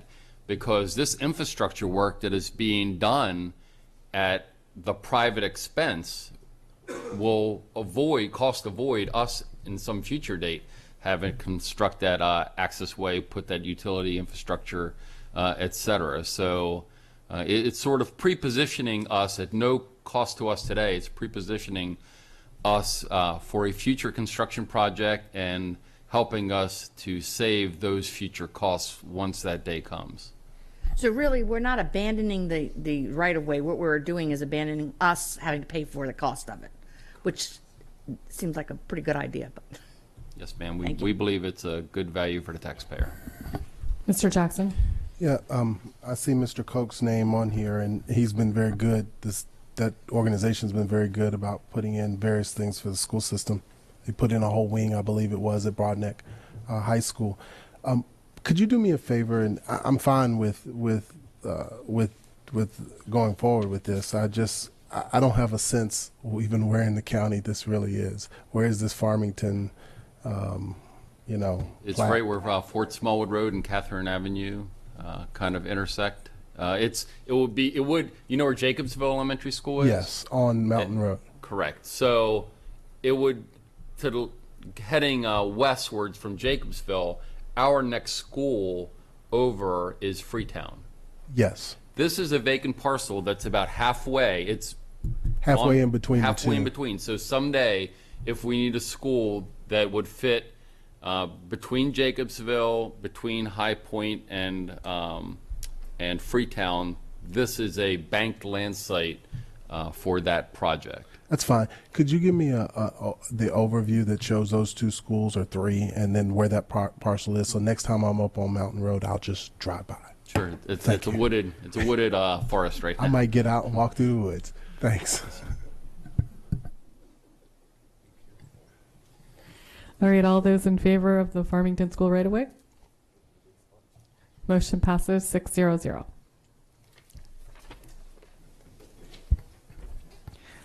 We now have 3 review items. The first is 5.02, Wellness in AACPS, a toolkit for cultivating healthier communities.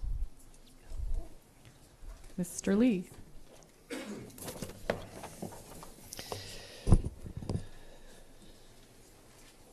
What's that? Yep. Thanks.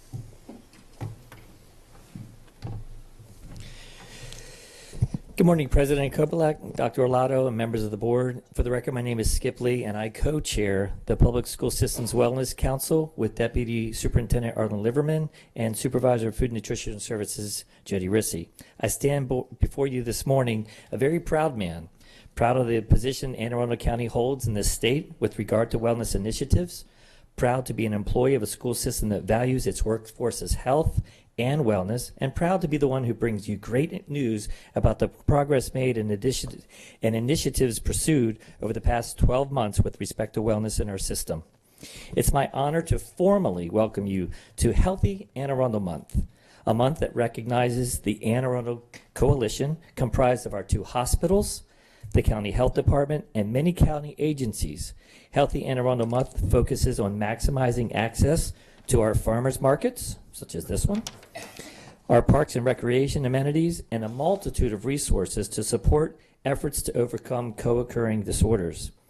To quote Dr. Chan, Chief Health Officer of the Health Department, together we can make good health happen here in Anne Arundel County. Joining me this morning are 2 wonderful representatives of our schools. Here to speak about elementary schools is Ms. Shauna Kaufman, and representing the secondary schools is Mr. Will Myers. Both principals have led the way in their respective buildings to cultivate communities of wellness where students, staff, and stakeholders understand and embrace the importance of healthy living. But before we hear from them, I want to share some of the wellness milestones we accomplished this year. In the area of partnerships, we're very happy to highlight the collaboration with Care First Blue Cross Blue Shield's Jumpstart program. Jumpstart is an employee wellness challenge during the months of April and May that include a health check, self-monitoring program, healthy living guidebooks, weekly motivational messages, and opportunities to win small rewards along the way. Activities like this in the past have proven to be outstanding morale builders, have led to behavior changes relative to health and wellness, and improve the overall working environment in our schools. Board members, in the event that you're not able to join one of these teams, we've put a yoga DVD in front of you for you to use in the comfort of your own home. With permission from Miss Judy Fay, we recorded one of our Yoga in the Cafe Thursdays here at Central Office. And this is one example of the many opportunities we're giving our employees across the county to engage in wellness initiatives. Through the Department of Health, We have partnered to create outstanding public service messages to increase awareness about the prevalence of vapor pens in our community. Members of the health department created very informative sessions for our school system leadership, our principals, and our health educators. Each audience learned a great deal about these devices, the access of our students, and the access that our students have to these non-burning tobacco options. And lastly, our Human Resources Division, in support of wellness initiatives across our district, has implemented outstanding employee access programs through Business Health Services. Over the past 12 months, BHS has provided services in the form of on-site critical incident management, employee services, and resources. Anytime the trauma team alerts Business Health Services with a request, BHS reaches out to the principal to offer tip sheets and resources for staff, even if there's no need to move forward with an on-site counselor.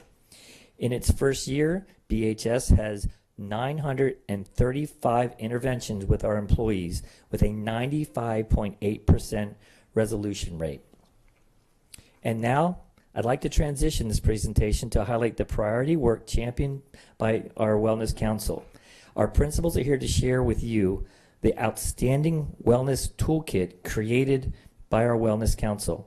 The Wellness Council's work focused on developing Q&A and resources for all 10 of the CDC school health components to provide school leadership teams with a single site resource. Here to present the work are Ms. Shauna Kaufman and Will Myers.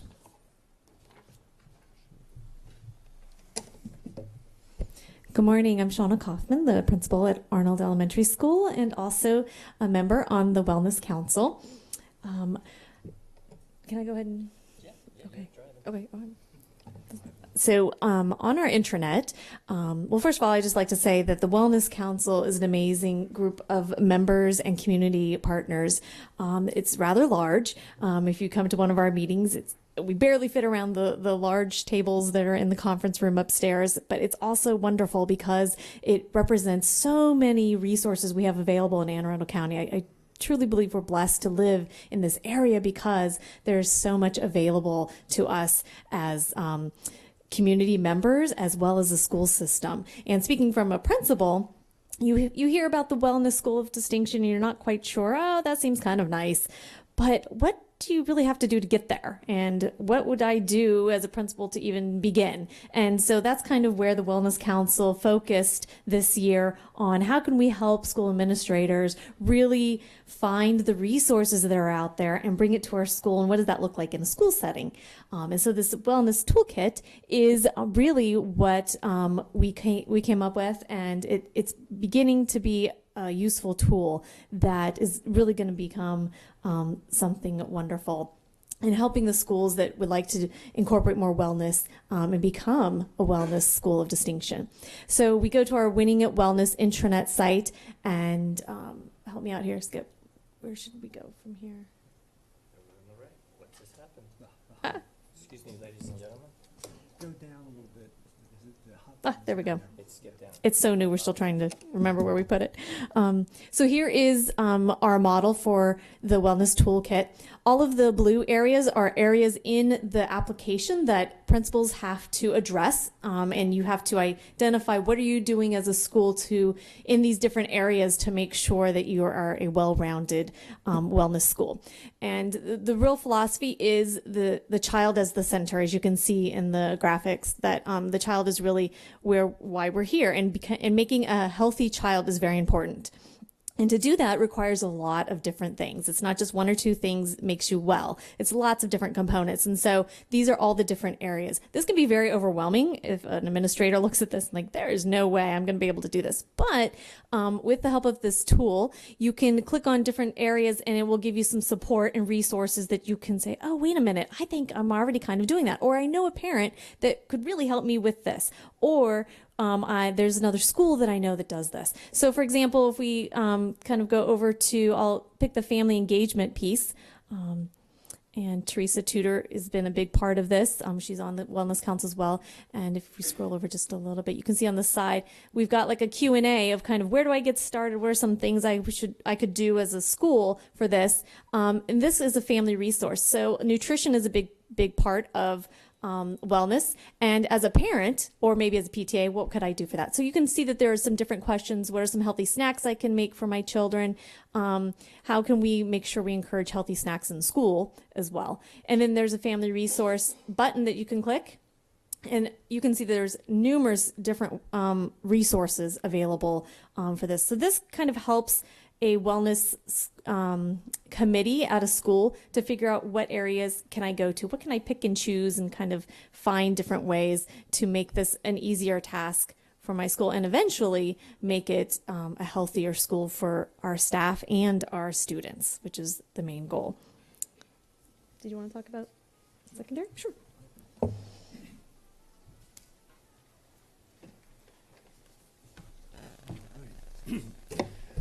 Well, good afternoon. For the record, I'm Will Myers, principal at South River High School. You may have read recently that I have the happiest job in the world, and today it's been pretty good to be a Seahawk, so go Seahawks. I've always been a proponent of a sound mind and body, so when I was asked to join the Wellness Council, it just seemed like a natural fit, and with Mr. Liverman's leadership and with Skip's tireless efforts and Jody's tireless efforts, it was a win-win for everybody. As you've already heard, the council is rather large and it encompasses a great deal of people from across the county. So it's been a marvelous collaboration of folks. What is really amazing to me is that in a short period of time, we've come up with this toolkit and we've put together so many resources for the schools. The Wellness Council's theme, as it came down from the State Department, was begin wellness with the students in the schools. And we have taken that to infuse the community and all the services that we can use as support for the community. This toolkit is really amazing. I'm not going to walk you through all the features of it, but you might ask, well, okay, Will, how did you become a wellness school of distinction? You know, when we got that as the first high school in the county, we didn't have this toolkit. I did have the advantage, though, of working on the Wellness Council, so I knew many of the things that we needed to shoot for. So what we said as a group was, how can we help all of our schools achieve that distinction? And that was the birthplace of this particular toolkit. And you ask me, well, how does the school get started? Well, first you get a group of motivated people, and then open the toolkit. Because if you use this toolkit, it walks you through step by step the things you would need to become a school of a wellness school of distinction. But it's more than that. You know, typically schools have been the hub in the community, you know, the hub of education, the hub of services. So what better place to start a theme of wellness that just diffuses throughout your community? And I can tell you that for our school and many of the schools I've seen, we are outreaching to the community, whether it's with all the different health services that we support or we bring into school. It becomes a theme in your building. You know, in our school, it's interdisciplinary. We use it in our classrooms. The teachers are part of that theme, along with the parents and the students. It supports all of the organizations that I said. You know, we're doing Walking for Wellness as one of our classes, but now we've actually put dots up in our hallway. So as they walk, they can actually calculate their miles and know how much they're getting as far as exercise. We're involved in Relay for Life, Polar Bear Plunge, Special Olympics. These are all outgrowths of our students being involved in wellness themes throughout the community. So this is not just a one constricted silo. This thing has just spread so generously out in the community, and we've only scratched that surface. We've only begun this work, and over the next few years, I'll guarantee that there'll be a lot more schools of distinction as far as wellness is concerned, and you'll see more and more of our students, faculties, and parents involved in a healthier lifestyle and supporting our community.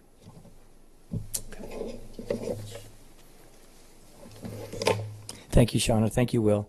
I want to take the board on a little bit of a tour real quick One of the features that I think is most remarkable about the wellness site is in a single central location on our intranet is a calendar of wellness activities. And these are all, as Will said, community activities, whether they be the farmers market, a 5K run to benefit SPCA, or what have you.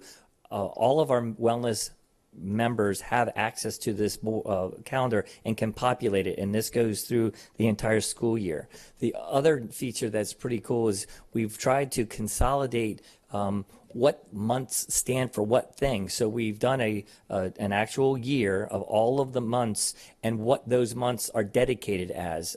You all know as a board that in the month of May, I typically come forth and it's National Physical Education and Physical Fitness Month, and we have a dedication for that. But there's wellness causes throughout the entire year. So we've collected all that information and tried to make it easier for our schools. And that was the number one theme of this work this year of the council under Mr. Liverman's direction, is we want to really try to rein in all of the information.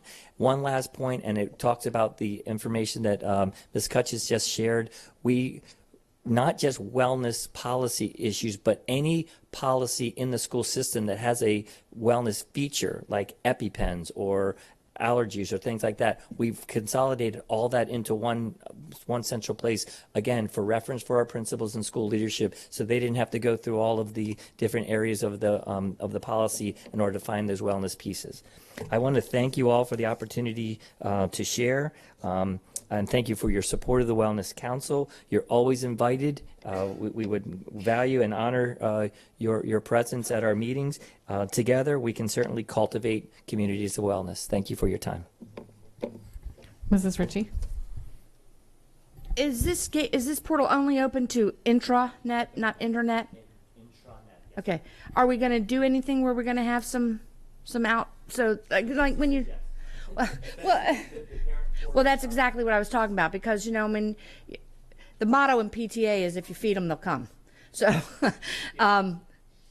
right. So that way they can make sure, you know, that they're doing some healthy activities that bring people in that also provide food and stuff. And you know, I've talked many times about the fact that I'm not a good cook, and learning how to do some simple dishes and things like that, and healthy dishes is much needed in a way to educate people and so forth. And I had the opportunity on occasion to come to the Wellness Committee and be a part of that, and so it really is, when we talk about collaboration and partnerships, it is a total collaboration and partnership with their school system and the many agencies. And the great part about it is we all have our own things we're kind of doing, but this helps to be able to raise awareness of what's going on in other areas that we may not necessarily know about, but also it's also a way to say, have a resource. So it's terrific. Thanks. Thank you all. Thank you.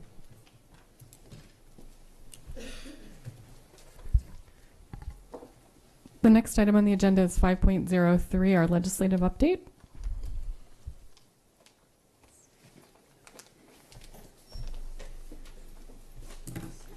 Jessica Kutchis, Policy and Legislative Counsel. The board exhibit you have in front of you includes accurate information regarding bills in which action were taken as of March 31st. There has been movement on several bills since that date.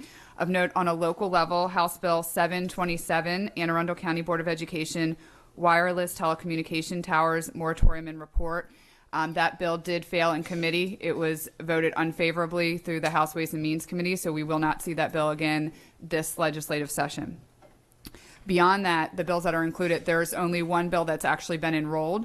So unless you have, which means it will be awaiting the governor's signature. So unless you have specific questions about any of the updates or any of the bills, we will provide a comprehensive report to you after sine die, which is April 13th, this Monday, with a complete and comprehensive update on all of the bills with their ultimate resolution one way or another. I don't see any questions. Do we have any public questions or comments? All right. We'll look forward to the update. Great. Thank you. Thank you.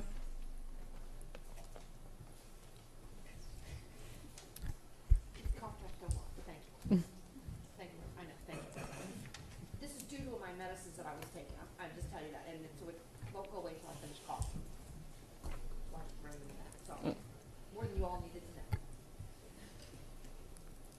Item 5.04 is award of contracts. This is a review item. Are there any board questions or comments? Is there any public comment? Thank you. Oh, you got one more. Well, we're going to combine them for you. The next two items are consent items, award of contracts, information to action items 6.01 to 6.02. Do I have a motion to bundle these and move them from information to action? All those in favor? We now have an action item. Dr. Arletto, your recommendation? Yes, ma'am. I recommend the award of contract 6.01, 6.02 inclusive. Are there any board questions or comments? Any public comment? All those in favor? Oh, Mr. Jackson. I just had a question on, we've got a new procuring officer. Is she, I don't remember the effective date of start. Do you know by chance? Is she here? I just want, she hadn't shown. Okay, thank you. Okay, thank you. All those in favor? Motion passes 6-0-0. That concludes this portion of the board meeting. I just have a couple of announcements. The next board budget committee meeting is Tuesday, April 14th at noon. The next Board of Education meeting is Wednesday, April 22nd at 7 p.m. The board policy committee meeting is Wednesday, April 15th at 8:30 a.m. And we also have a redistricting hearing here on the 14th, Tuesday the 14th in the evening. Mrs. Nally. I move that we go into closed session to conduct collective bargaining negotiations or consider matters that relate to the negotiations. All those in favor? All right, the board will now be in closed session. Thank you.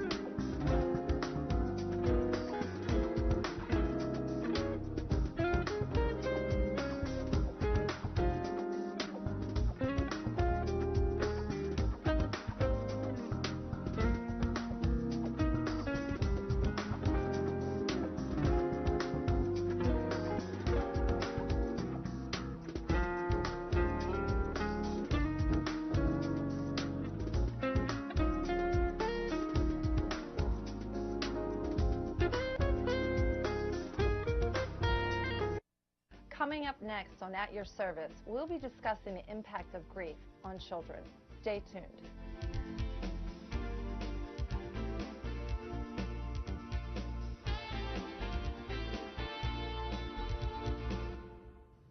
Hello, today on At Your Service, we will be discussing the topic of grief and its impact on students. We would like to welcome to the studio Ms. Montgomery and Ms. Cole from the Chesapeake Life Center and Dr. Howlett, a school psychologist with Anne Arundel County Public Schools. Welcome, ladies. If you would, could you tell me a little bit about yourselves? I'm Kate Howlett. I'm a school psychologist in Anne Arundel County for the past 11 years. So I'm a resource. I work directly with school staff, with families, parents, and with the students themselves. Okay. Hi, I'm Sarah Montgomery, and I'm a clinical social worker, and I work for the Chesapeake Life Center. And the Chesapeake Life Center is under the umbrella of the Hospice of the Chesapeake. So we see families who are part of hospice, but also a lot of families who've had sudden deaths and other deaths in the community. I also do some trainings and outreach in the community. I'm Susan Cole. I have also a clinical social worker. I have a background in protective services and hospital social work, but for the last 10 years have been with Chesapeake Life Center, and I provide bereavement counseling for adults and families and children, as well as supervision for graduate interns, and do trainings and outreach in the community with Sarah. Okay, thank you for coming. Thank you for inviting What is grief, briefly? Grief happens anytime there's a change, really, or loss. We tend to think of it in terms of death, but there are really many ways that we all experience grief just through the normal process of our lives. There can be an element of grief even in moving from, third grade to fourth grade, because there are changes. Different teachers, perhaps different friends, sometimes moving a different school. So there are a lot of ways in our lifetime that we experience and can learn how to manage grief and loss. And it's really a process. I think for each person, it's kind of a journey that you have to go through depending on what your personal experiences are, what your cultural beliefs are, what the circumstances are. It's a journey. Yes. I know that we talk about normal grief. Is there a spectrum, a level? Because, is there something that would not be a typical grief? Or, when you work with children in the community or at the school level? I think there's a broad range of what is normal grief. And I know in my years, I think almost every single person I've seen is within that spectrum of normal grief. I do think, grief is a journey. We also, though, need to be aware of the anxiety and depression. So if we have some anxiety or depression before a loss, that may kind of rise up in the process. So sometimes we have to be, though grief is a normal journey, sometimes we do have to be aware of how anxiety and depression play into that journey. And there are certainly factors that can complicate that grief process. When you have a sudden and unexpected loss, or you have cumulative losses where that person has repeatedly experienced loss, it can make the process more difficult. Or if there was an ambivalent, conflicted relationship with the person who's deceased, all of these things can make that process a little bit more complicated for the child.